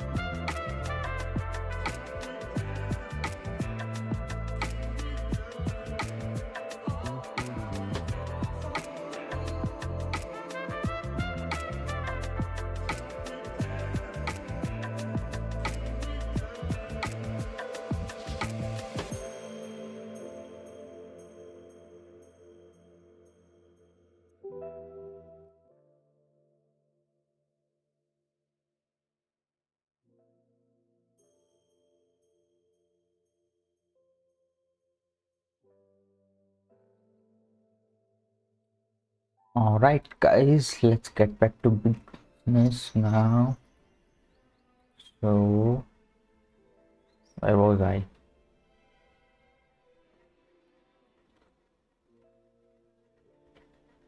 We got the code for A type instruction. Now we need the code equivalence of computation, destination and jump. So we'll start with the destination. Def dest.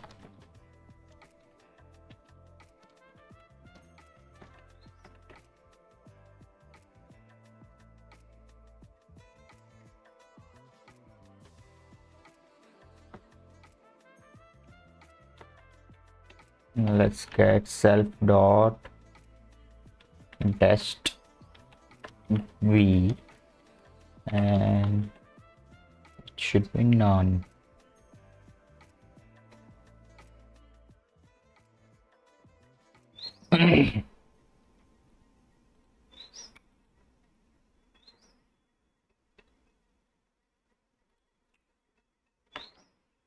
Destination b none.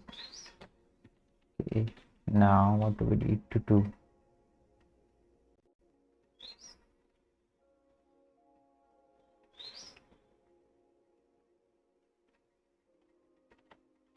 Again, we need to return none if the term is none.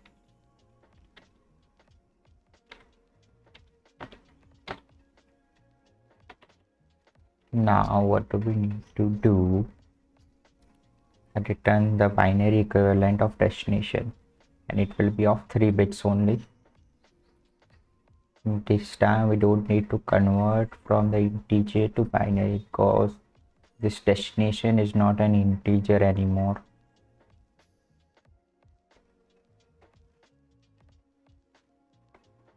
So our destination will be of this kind.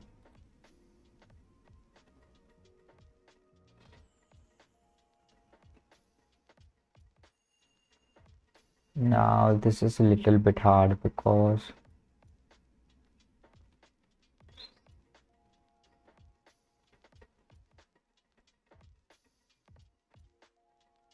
if the term is none, well, in this case, if the term is none, we are returning none for value. Well, instead of returning none, we can also return 0, right?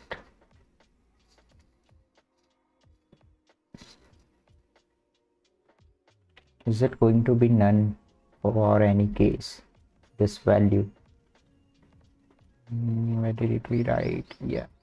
So if instruction is not of type A, we are returning none. So if it is of type A, then surely we will have something inside the value. So in that case, we won't be having none. So this thing is, so this method is correct. But for destination, we might have self.term is equal to none, because we might not have the destination part in the C type instruction. So in that case,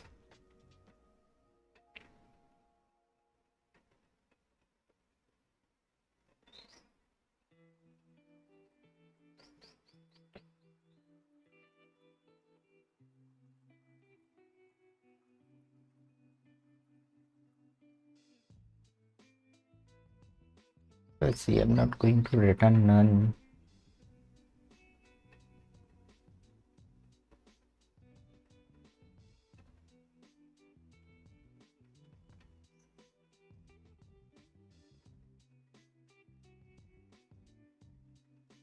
Well, it doesn't matter, I can return 0 0 0, right?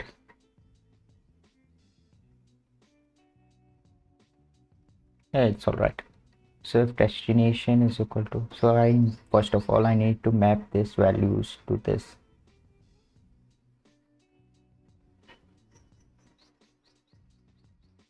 A simple if else will work, I guess. So in this case I can return binary string 0 0 0, I guess. Yeah, instead of returning it, I should be passing it to self dot dest b is equal to 0 0 0. Now I will pass this self dot destination b.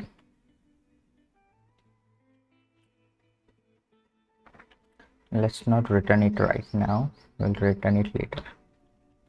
So if it is not none, then self dot down, as we don't have a switch operator, switch loop, or whatever it is called, we don't have switch, so we'll have to do with else if only. Let me change this music, I hate this music.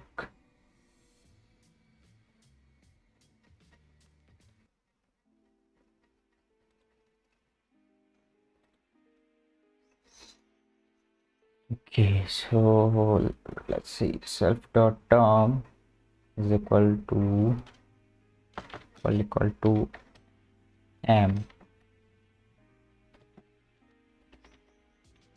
and we have self dot destination b is equal to 0 0 1.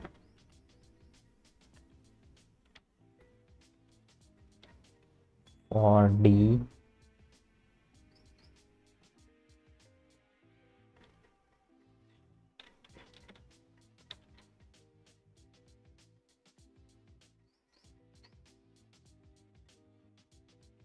md, a, am, ad, and amd.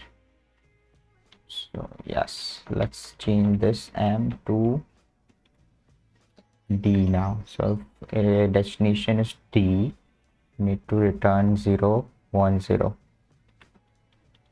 0 1 0, and if the destination is md, we need to return 0 1 1. If the destination is a, need to return 1 0 0 1 0 0, and if it is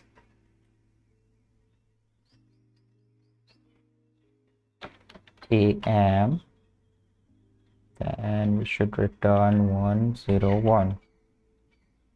For a, d, 1 1 0 1 1 0. For the final case, a, md, 1 1.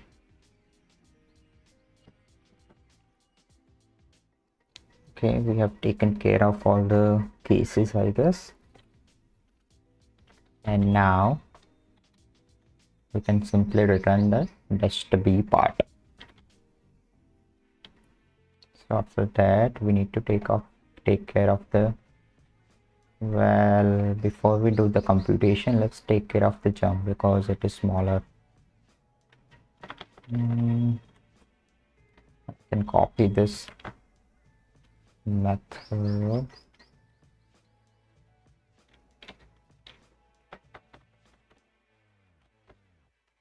This is for jump.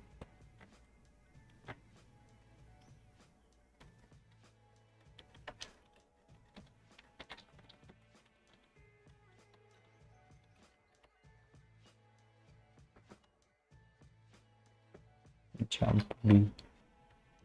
While we are here, let's also get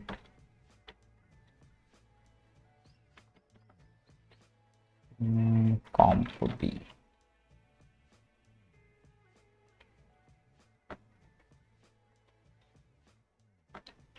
So now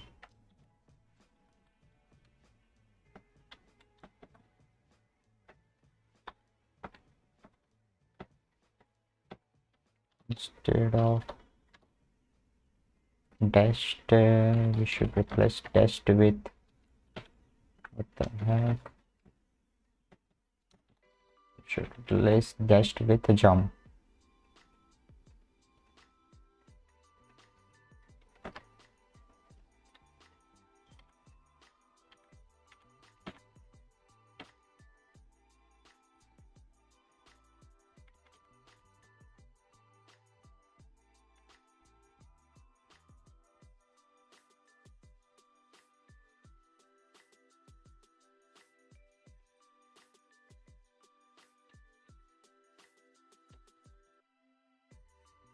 Okay, now we need to change the terms.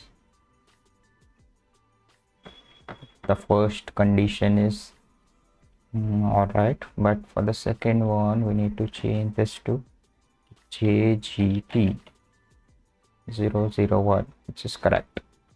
For this one, JEQ 010. Cool. And for this one, JGE 011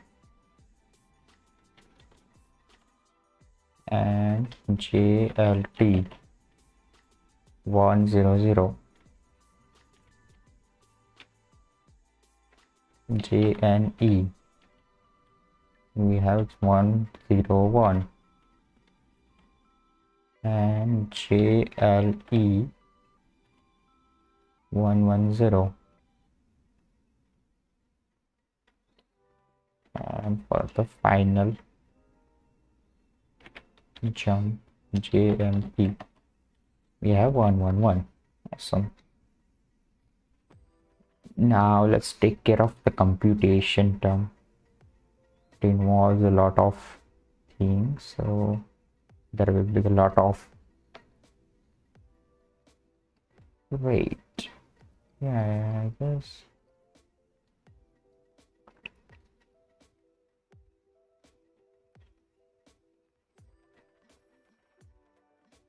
it doesn't matter. So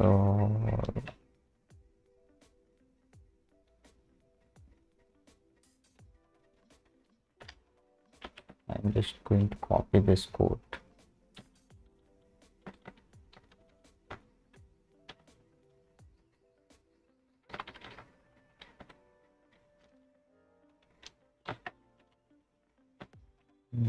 This is for comp.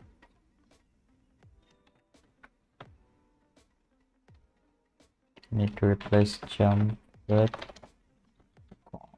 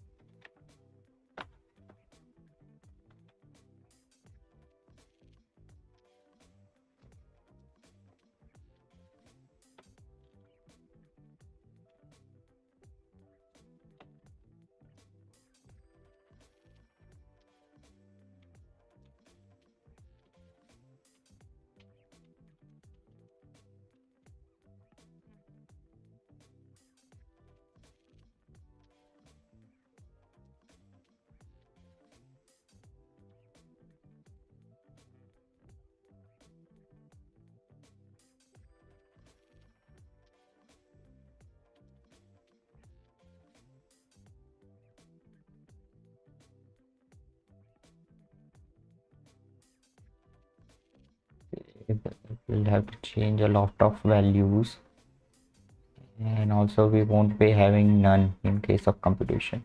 Do we have none? Here's the computation. We'll only have none if it is not of type C instruction, so it doesn't matter. We're going to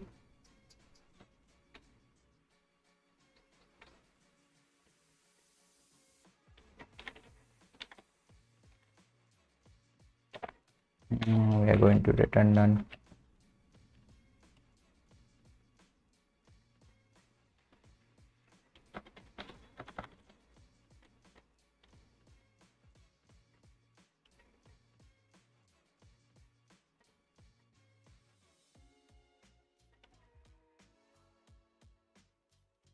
Let's start with the first case when we have 0.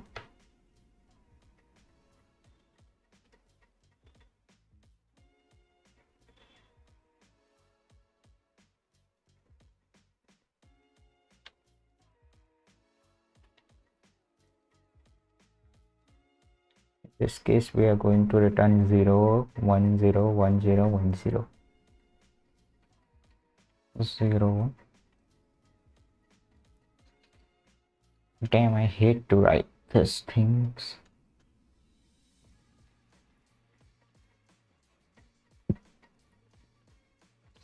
But we will have to write it anyway, there's no other way. Okay, let's do it then. 0 1 0 1 0.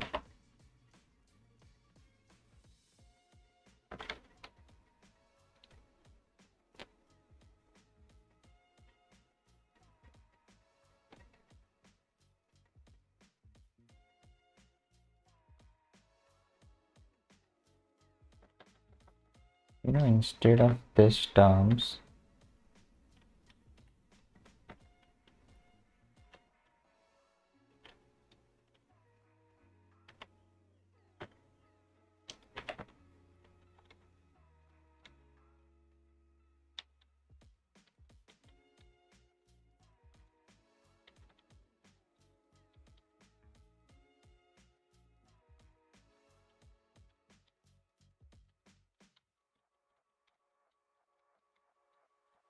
okay, let me get this much. It doesn't matter, we'll delete the, oh wait,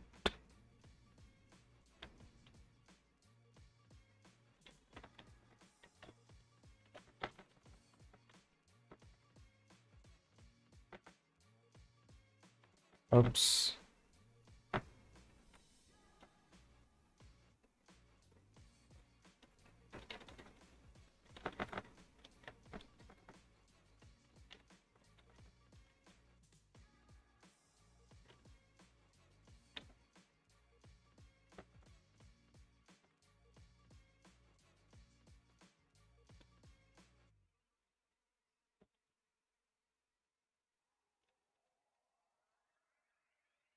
Okay, this should be 1, and in this case all of them should be 1.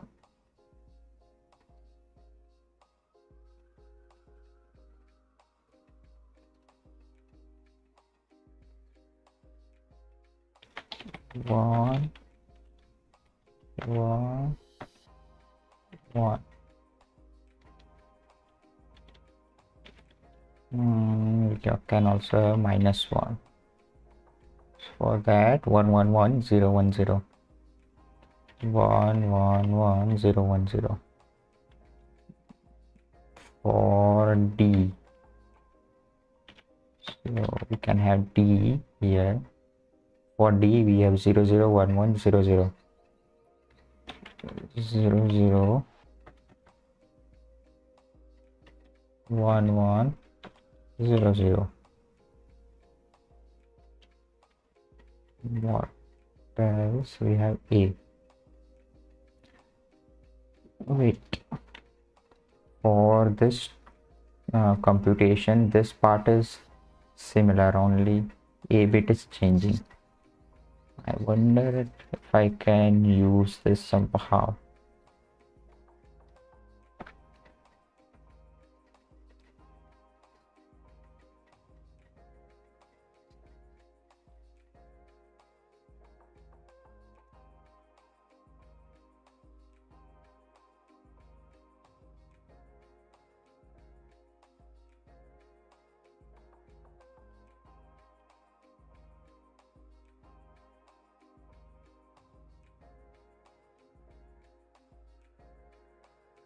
Yeah, I think I can use it.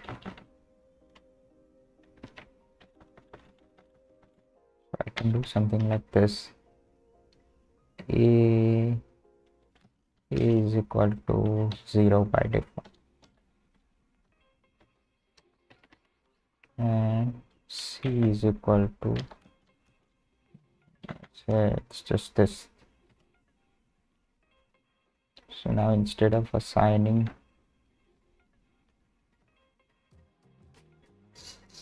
well, should I do that? No, I guess. Yeah, I can do it.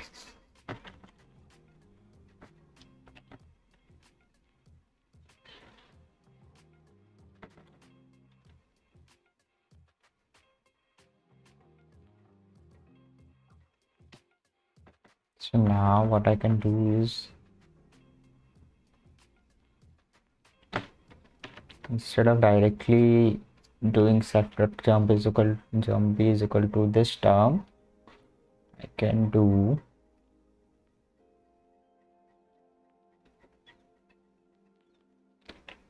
a is equal to 0 and C is equal to, well, C is equal to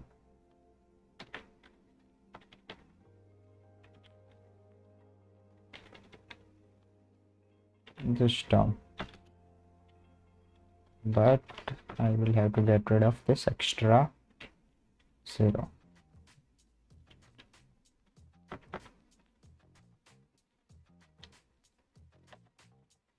Same, let me copy this. A0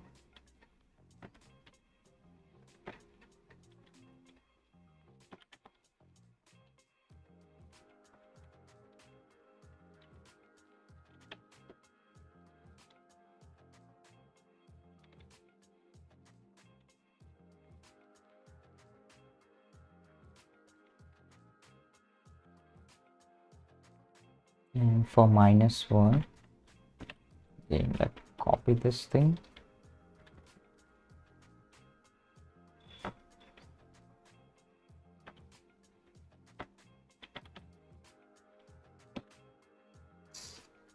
Okay, we have it for -1 as well.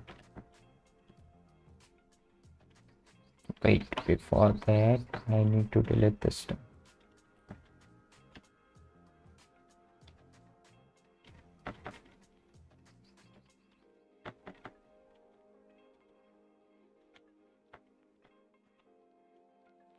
Okay, so let me recheck it.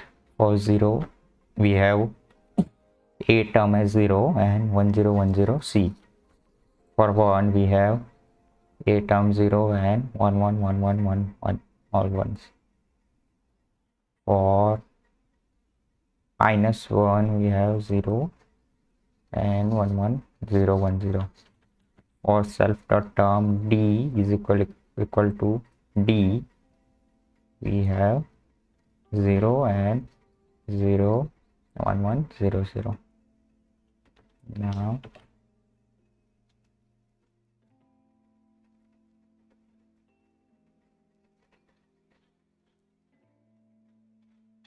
so the idea is I don't need to create the values for this term, because for A and M these values are all similar. We will have to only replace these values, so we will do that afterwards. First for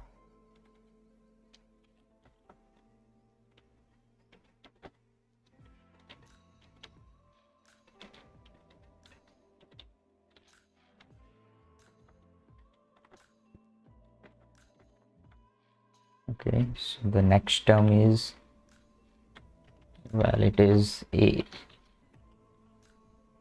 For a term is 0,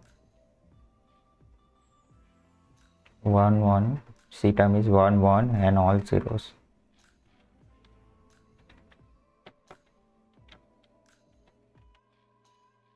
Right, and after that we have not d.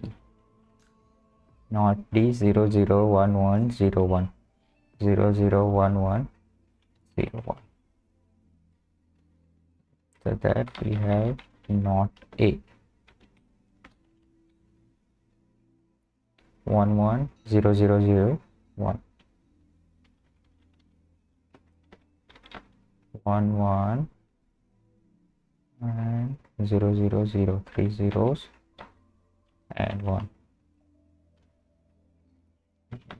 So that we have minus t. For minus t we have 0 0 and 4 ones.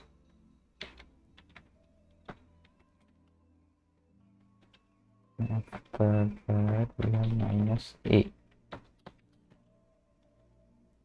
1 1 0 0 1 1 for minus a 1 1 0 0 1 1. After that, what do we have? Well, before I change this term, let me copy it some more times. 1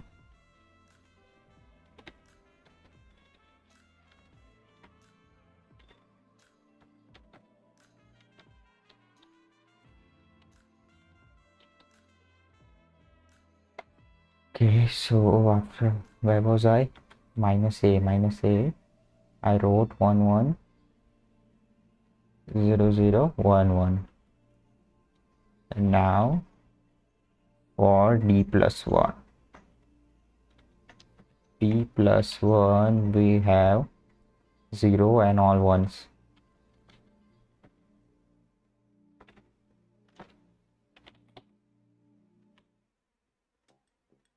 Five ones, right? So that we have a plus 1.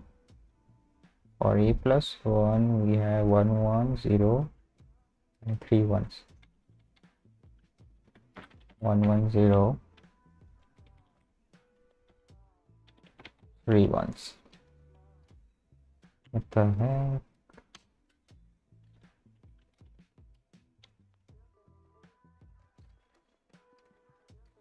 This is for a plus 1. Now for d minus 1.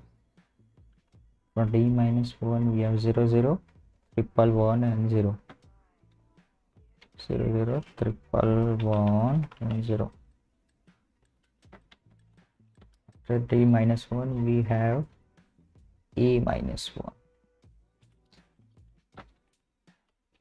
So for a minus 1 we have 1 1 0 0 1 0 1 1 0 0 1 0.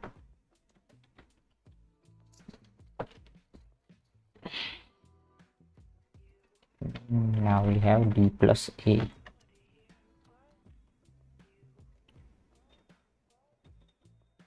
This is 4 zeros and 1 0.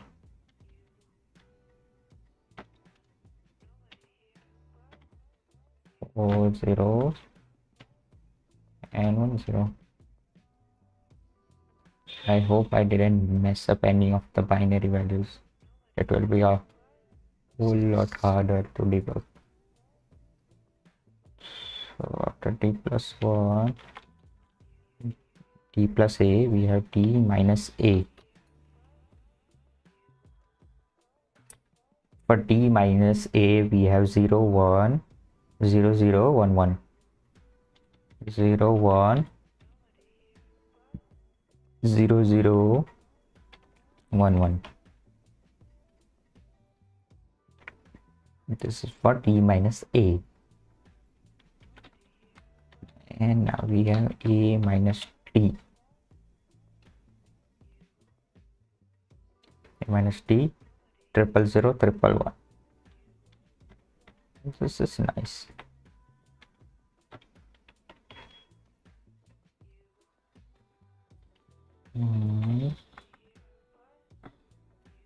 D and A. For D and A, all of the zeros. All of them are 0. Wait. Okay, we have none, so it doesn't matter.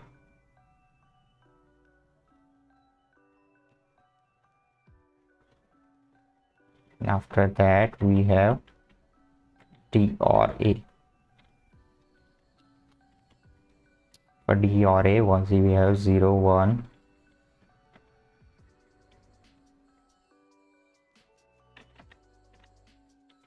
We have 0, 1, 0, 1, 0, 1. Hope it is correct. 0, 1, 0, 1, 0, 1. Yeah, it is. So now comes the good part. Get rid of this unnecessary terms. What I can do is simply copy this up to the M term, not M, to A term.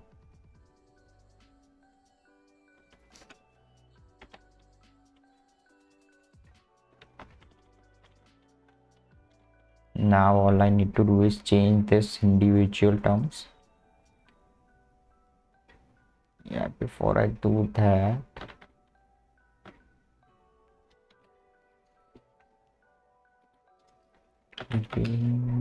find and replace and check how to start replacing from the line.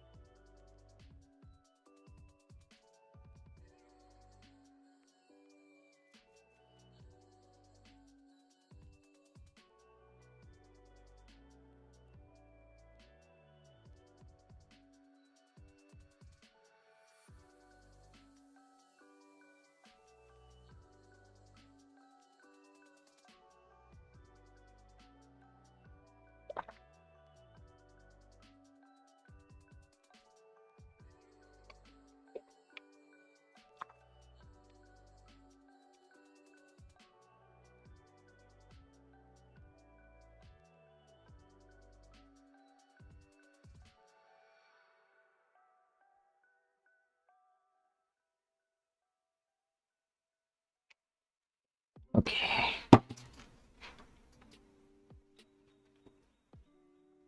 You can use the dot, comma, and percentage.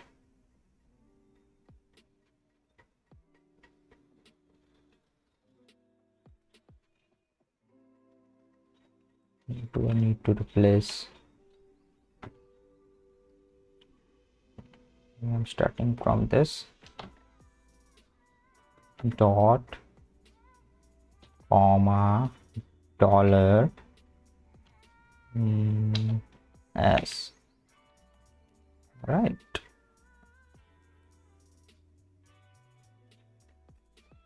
And I need to replace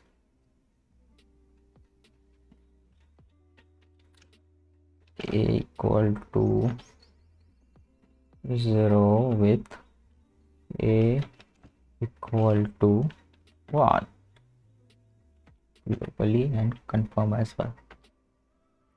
Yes, please. Yes, yes.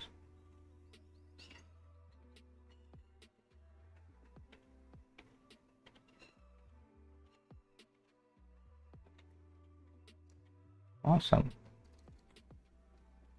And after that, you only need to change the specific values. So We have to change this to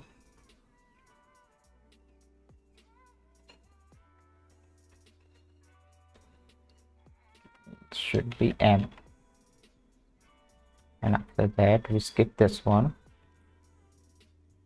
We basically delete it, and this should be not M.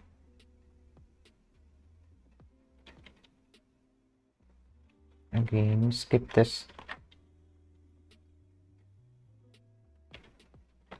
and this should be minus M. Again skip this one,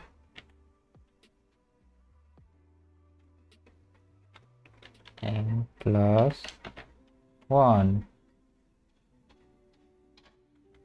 Skip D minus 1, and A minus 1 should replace with M minus 1. D plus A with M plus A. D minus A with D minus M. A minus D with M minus D. D and A with D and M. D or A with D or M. So it didn't take a lot of time. Awesome. So we have created a table for all of these cases. Now we can't return just A and C, so we have to concatenate them. So which string concatenate function we can use? String concatenate. Yeah, we can directly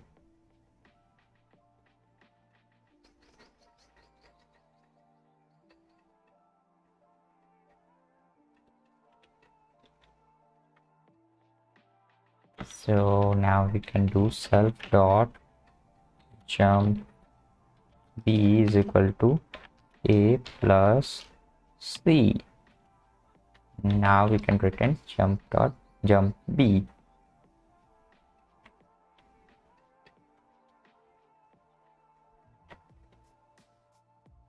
This is for destination and jump and computation. So we didn't try to test it, so we should test it now.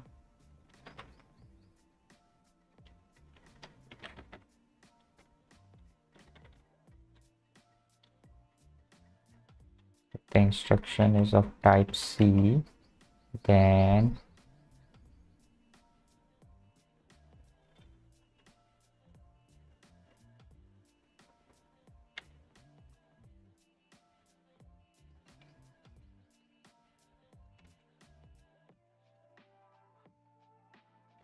best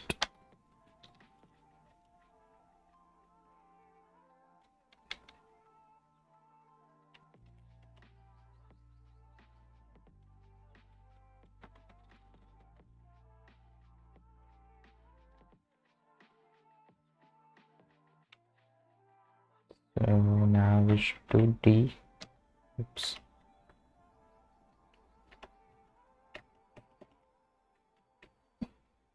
D dot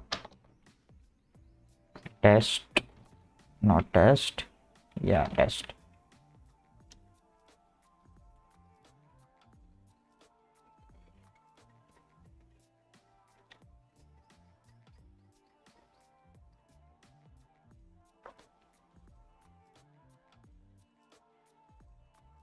Okay, instead of doing this,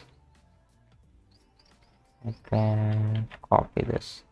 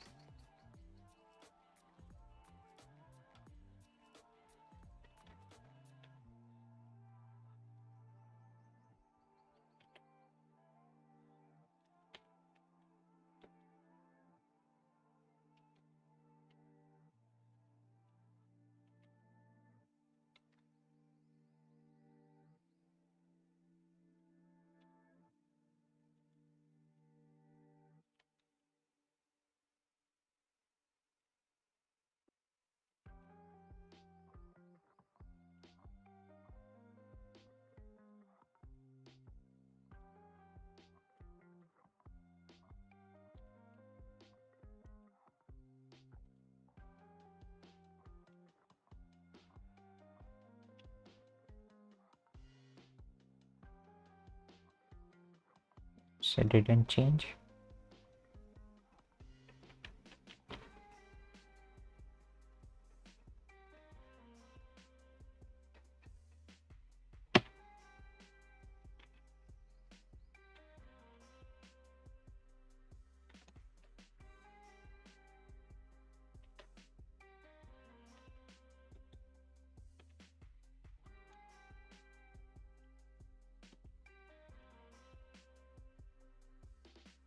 What the heck?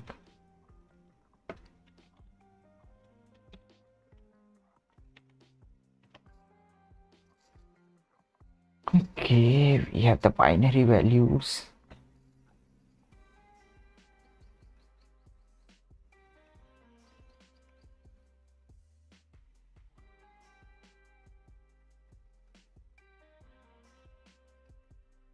Wait, but this is not the right thing.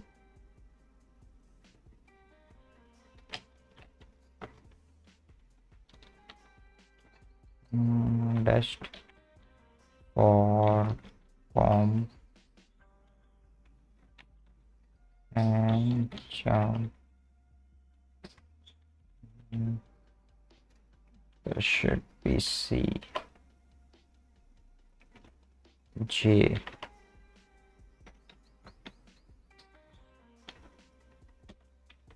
C, D, not D, J.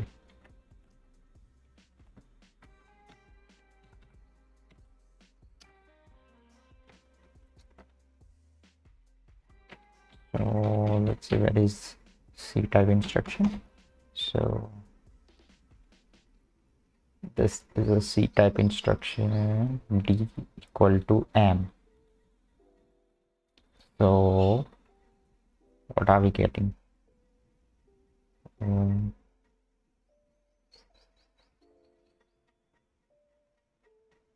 Jump is 0. Right.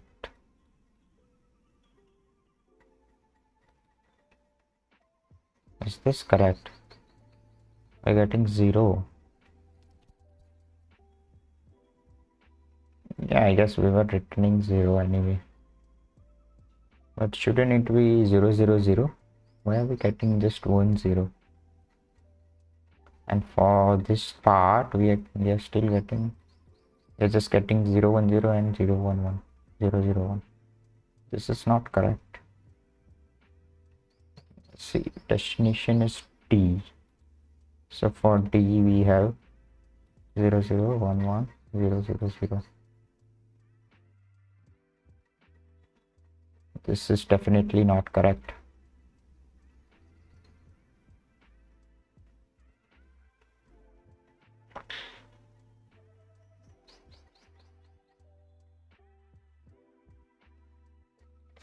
What happened?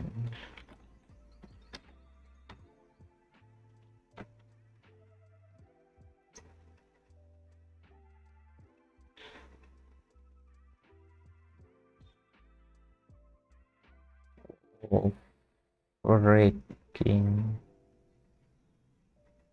hell.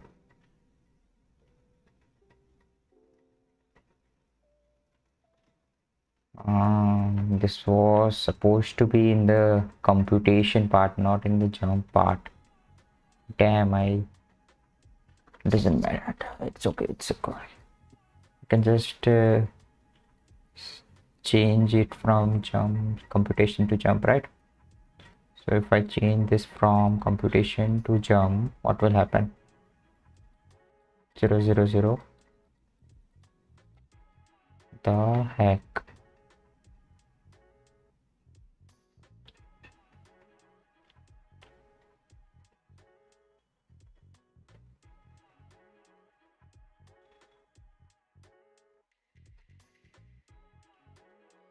Holy.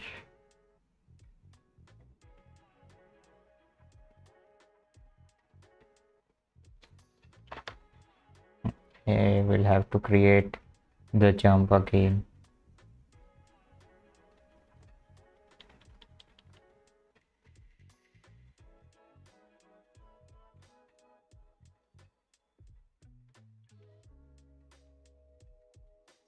That's all right. Let me replace this with this jump with computation.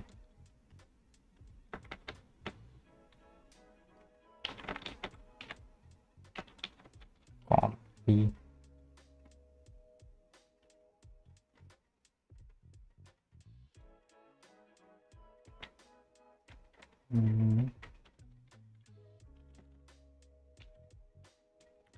Copy. This should be comp B as well. Now we need to change this from comp to jump.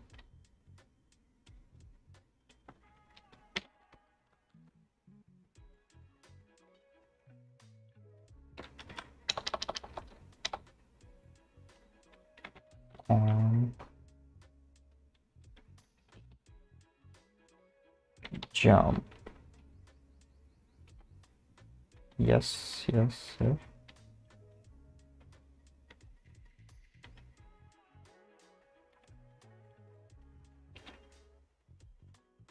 Now I need to change this M to JGT.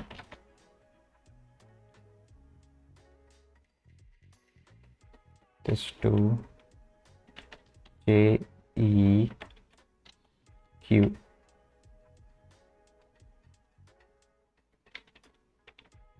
and JGE.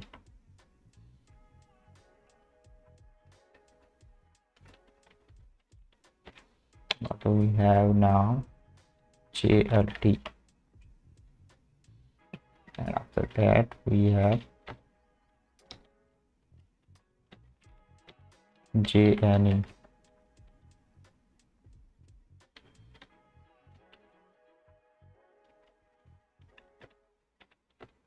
After that we have JLE and JMP. Okay, I think it is fixed. Let me try to run it again. Okay, now in this case we are getting 0 1 0 as the destination and this thing as the jump. Is it correct?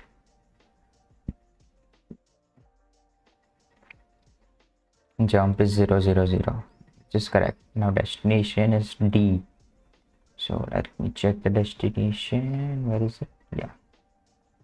For D we have 0 1 0 0 1 0. Now for the computation part, which is M, so it should be 1 1 0 and all zeros, 1 1 and all zeros, and this one is for A is equal to 1.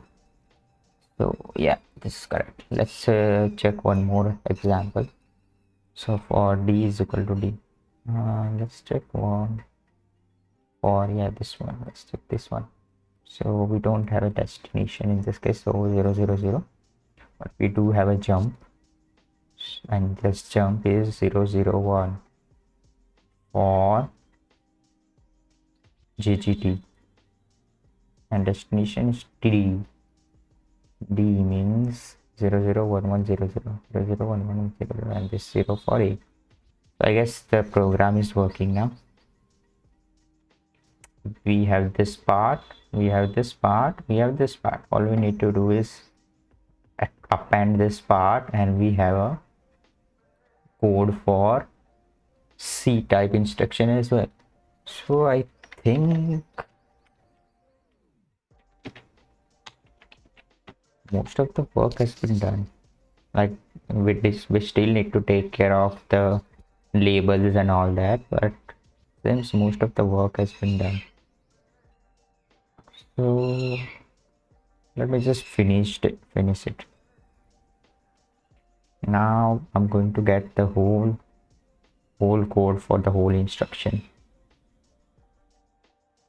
So to do that, let's see.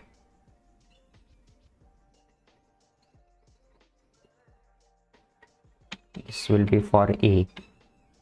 I will print for the A, and after that I will print for the, so I have got DCJ, which contains,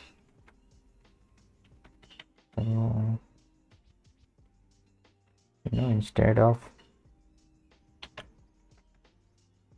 printing this,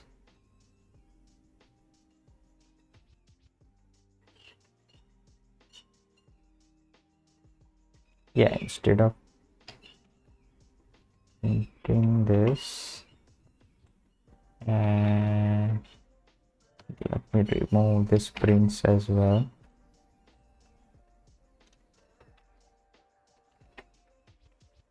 And we are going to print only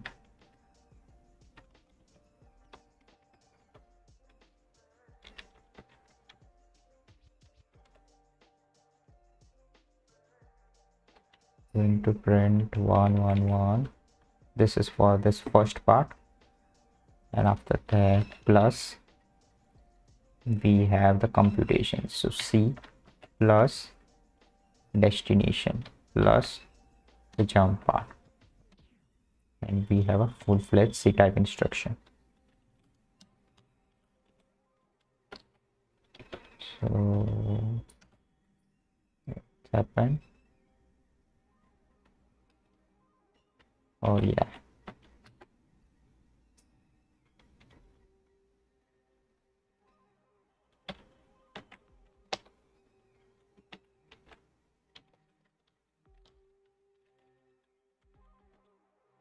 wait, this should be com.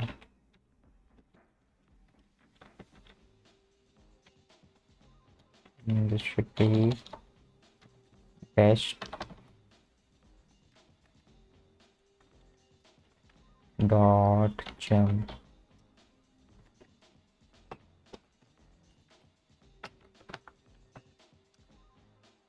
Okay, we have, it seems we have a working code, so let me try to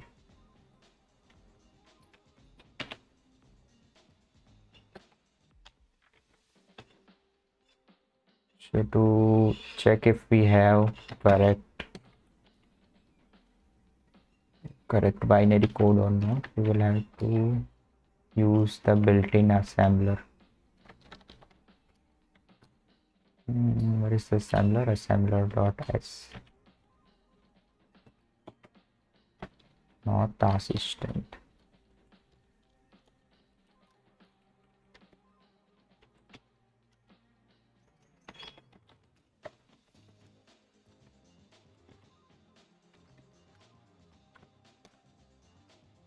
This will open up the assembler.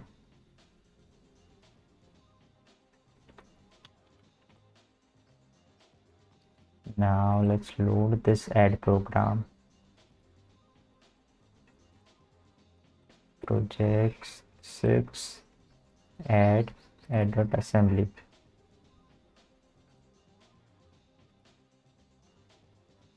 Damn, it is slow.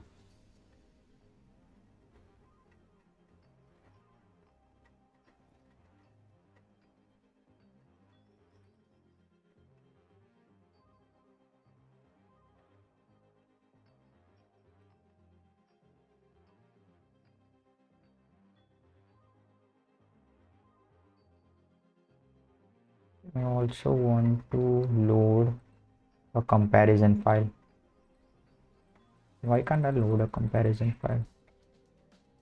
Okay, does it mean I have to save it? It doesn't matter, I will compare it by myself. So this is the code which we are getting. So it seems there are no bugs, we are getting the same code. Oops, right. Okay, it doesn't matter. Let me try to save this program to a file named compare. So let me see, file handling, right?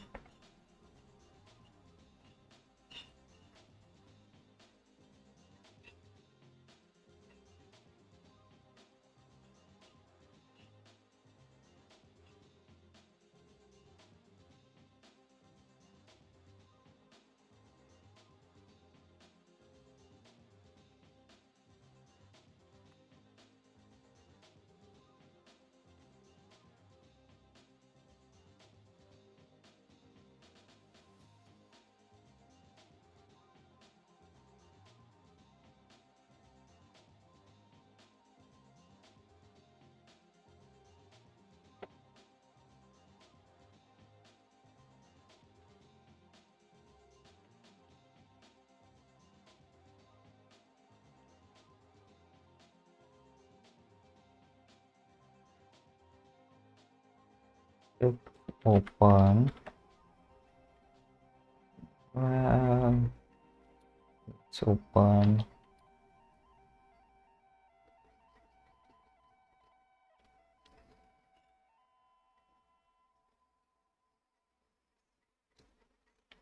this dot argv1.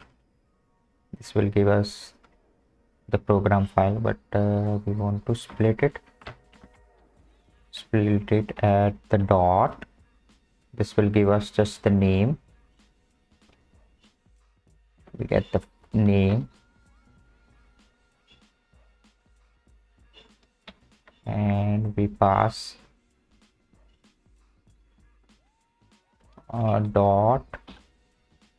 cmp.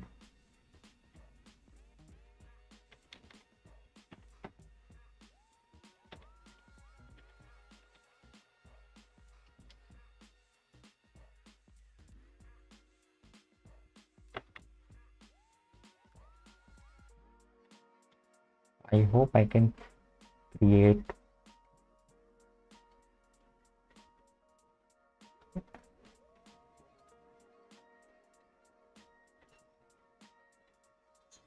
okay, it's up.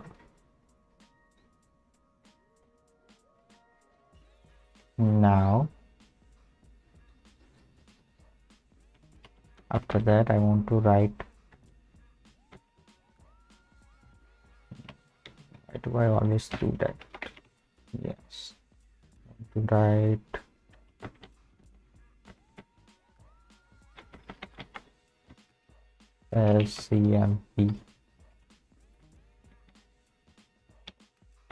cmp dot write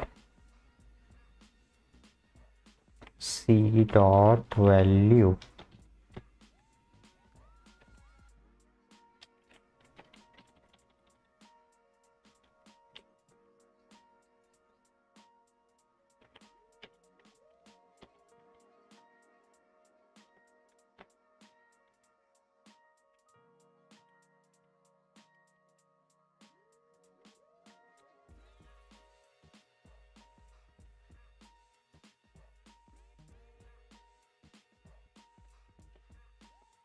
If it works or not.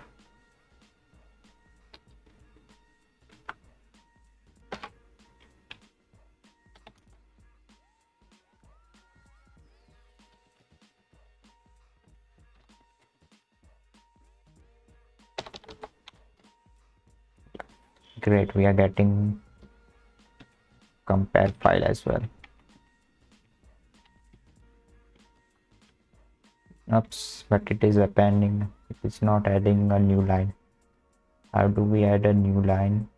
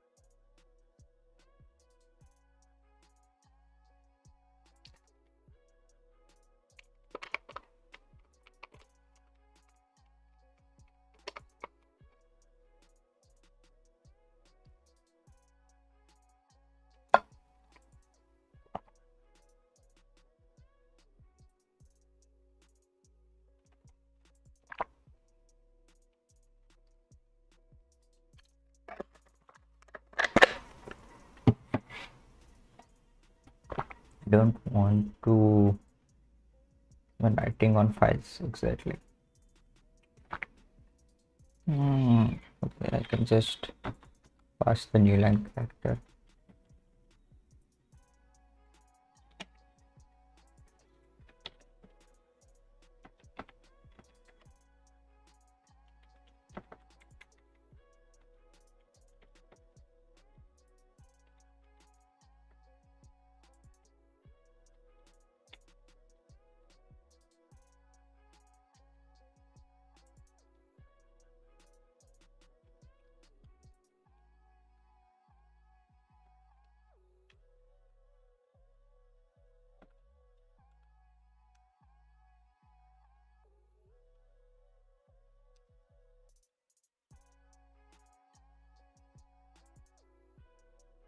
Okay, I need to override it. Let me first relate it.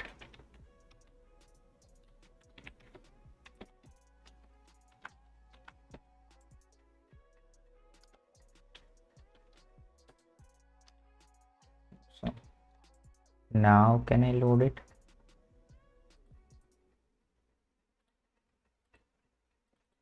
Why can't I load it?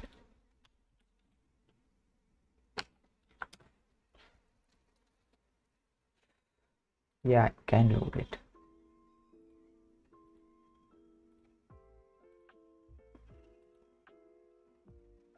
Hack file. Okay, it should be .hack.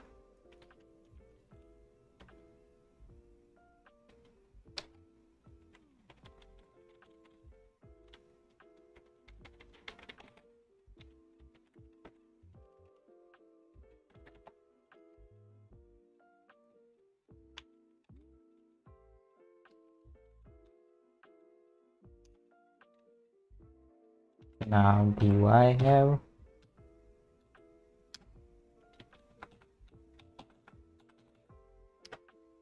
Yeah, we do have .hack now.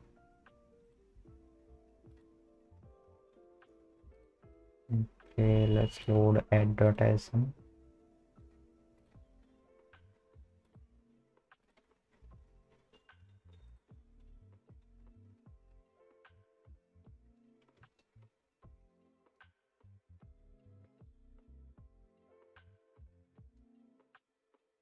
Comparison succeeded. Now let's create a comparison file for a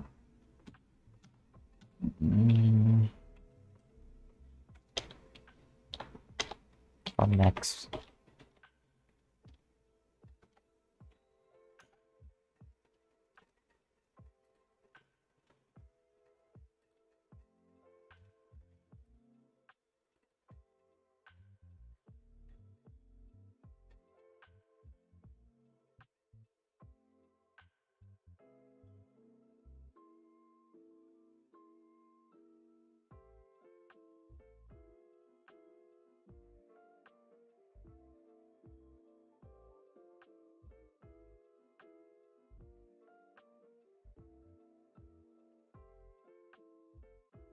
Awesome, this succeeded as well. I can also check for rectangle. Pong is going to take a lot of time. It's a bigger it's a big X program. But we can check for rectangle.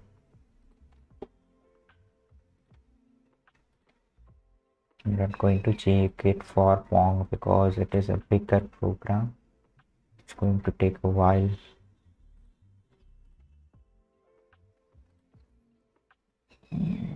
Well, let me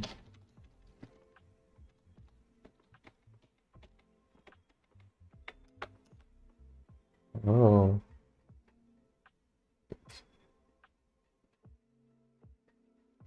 it's even taking this much time for even translating the code. How much time it is going to take inside this assembler?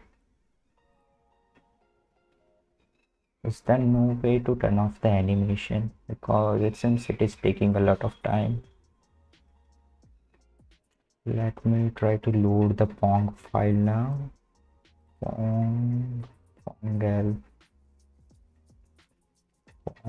dot hack line 121. What is it saying? Line 21. What the hell? It's not even showing the whole error message. Line 121 does not what? Where's the error? Pong help. Okay, the code seems alright. Okay, wait. There's a blank line. Why do we have a blank line? Wait, it is of type C instruction. That means we are missing something. Why did it not give us the command for this instruction? Let me refer the slides. So we are getting this 3 bits, and this is of 7 bits. So we are getting 7 bits of the computation, but we are not getting the destination and jump bits. So I think, let me check my program.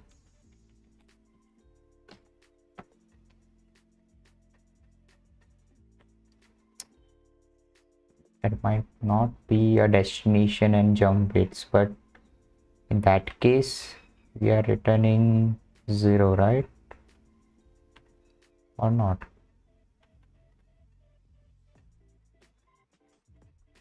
Let's check the destination. So if destination is none, we are returning 0, 0, 0. So it means it was not even none.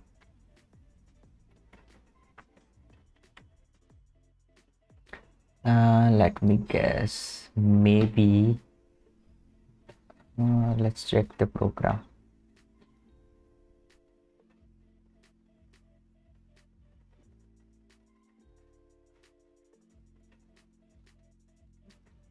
This assembly code might not be following this specification. That's why we are not getting the 0, 0, 0. It is saying it is on line 121. But where exactly this line 121 is, and to which line does it correspond? Let's try to debug it.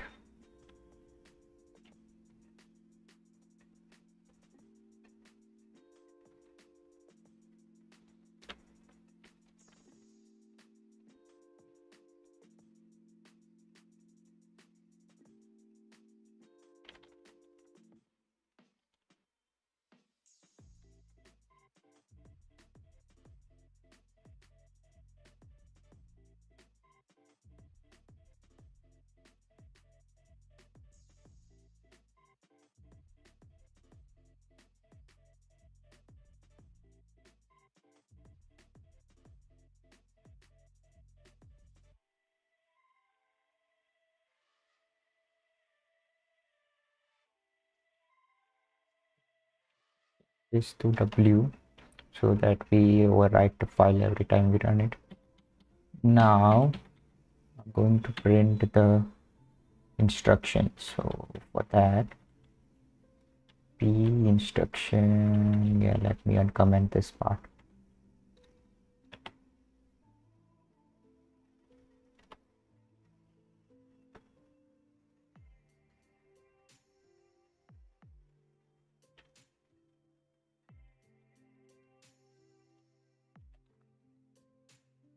Let me move it up here.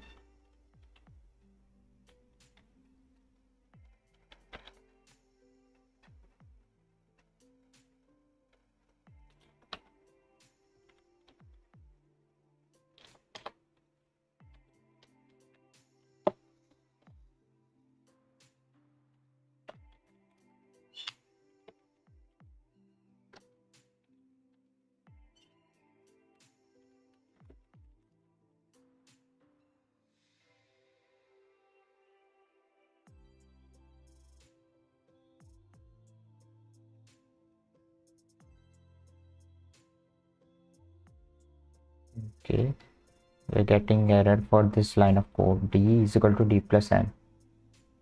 Why? D is equal to D plus N. 1, 1, 1. Let me see. For D is equal to D plus N. So the computation part is 0, 0, 1, 0. Wait, how many zeros do we have? 4 zeros.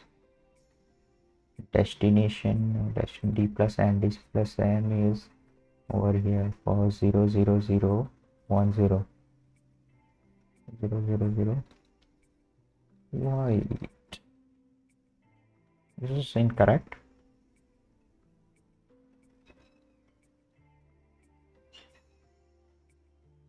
For d plus, okay, wait, d plus m, where is d plus m? Over here. So the computation should be 1 1 0 0 0 0 1 0, but it is 0 0 and 1 0 0. It is inverse.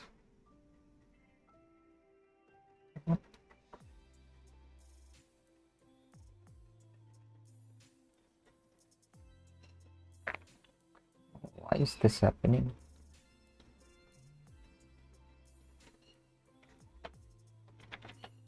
I need to log some more things. So let me log.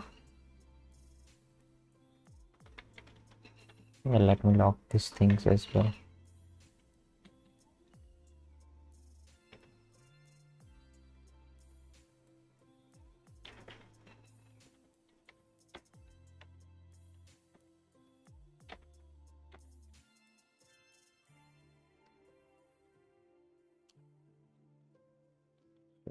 Let's check d is equal to d plus m. Wait.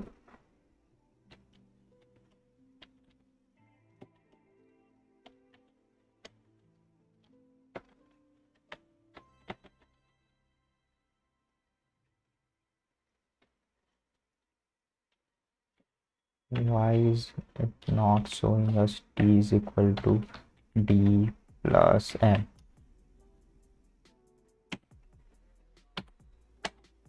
Whoa, it was there. D is equal to d plus m.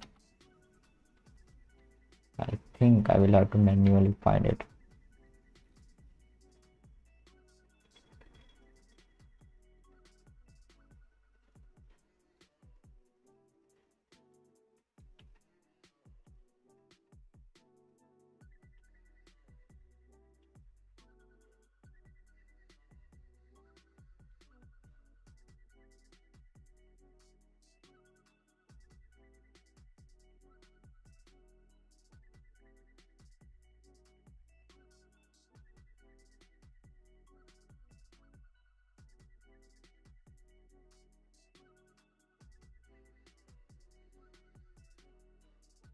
Where is it?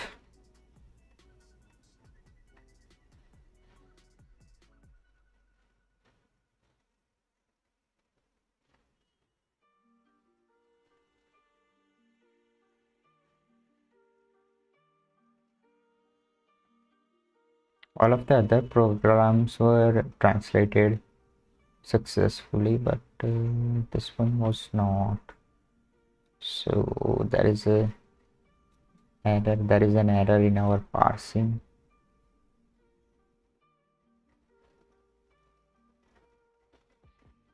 Where's the code where we have the bug? Where's the line?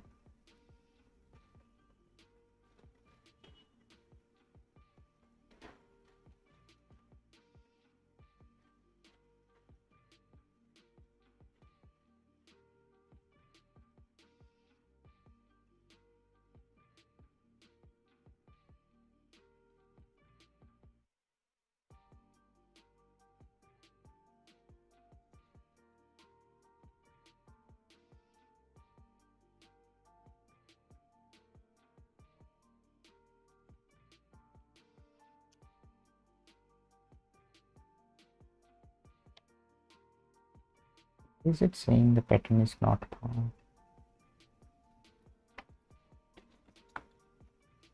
What if I search for d plus m? Still, what about just d?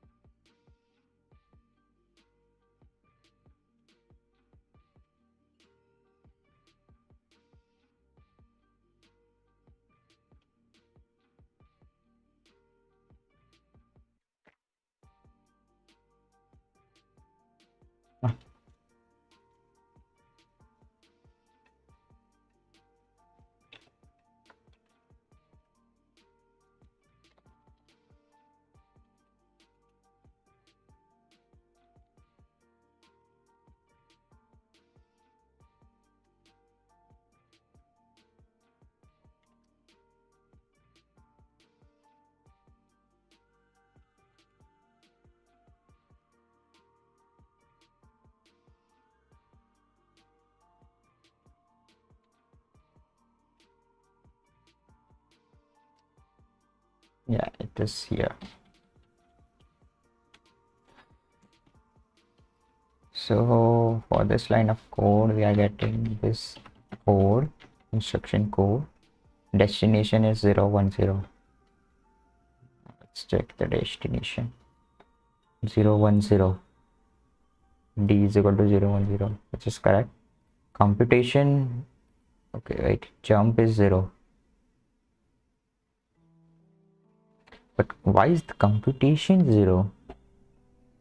So we have a problem in computation. That means, let me check. Is the computation, do we have D plus? Wait, we don't have D plus M.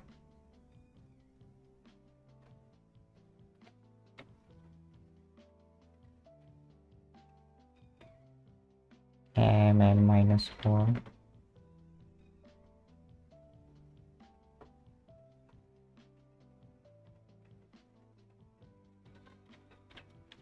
Where is D plus M? There is M minus D, there is D minus M, there is M plus A, there's M minus 1. Don't even have M plus A. That's why. So this should be D plus M. D plus M.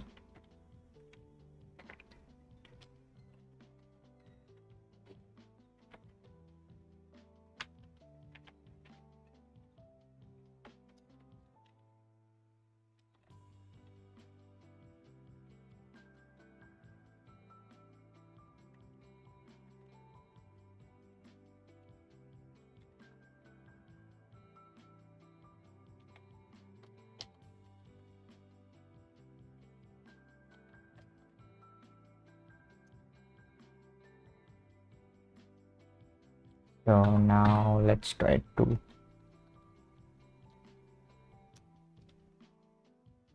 Oh no, don't give us the output, man.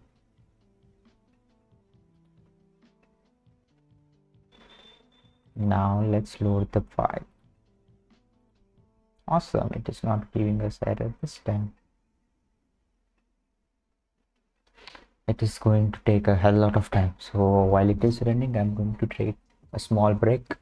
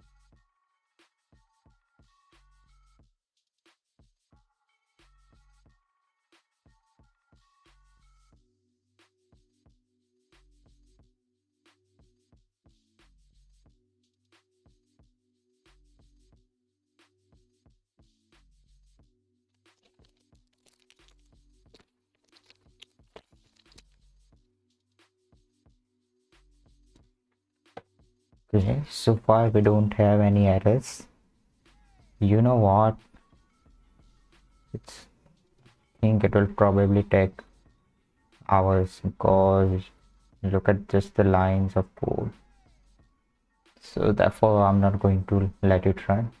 Just going to stop it and assume that it has run successfully, which might or might not be the case, but it doesn't matter. You know what else we can do? We can load this assembly program.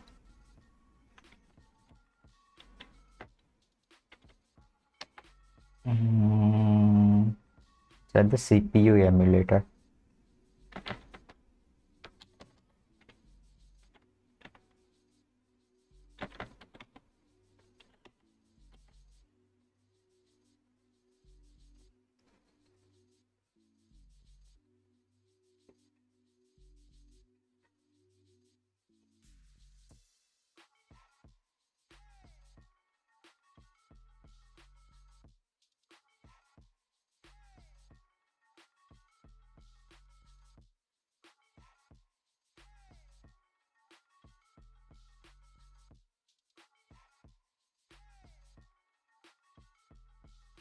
Let's see if this works or not.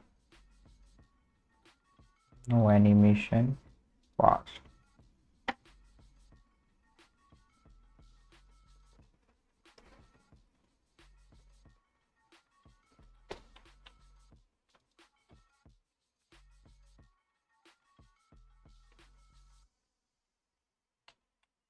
Oops.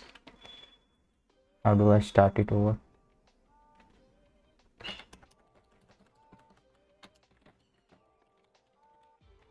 Well, the game is running perfectly alright.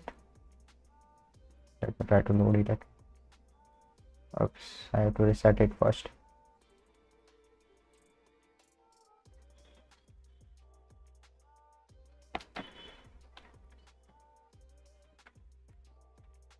Well, it seems to be working correctly.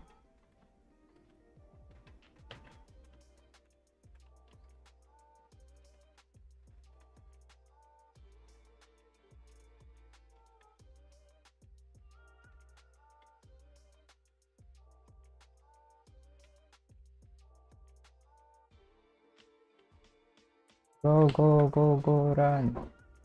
Ah, it was close. No, no, no, no, no. Oh, damn.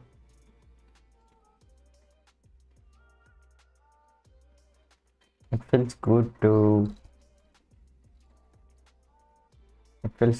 play a game on a PC that you built by yourself from scratch. So this game is running perfectly alright. That means our translation was successful. But our assembler is still far from complete. We still have to take care of the symbols and labels and all that.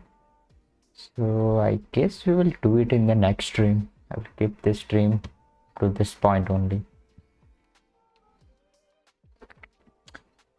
Alright, then I will see you guys in the next stream.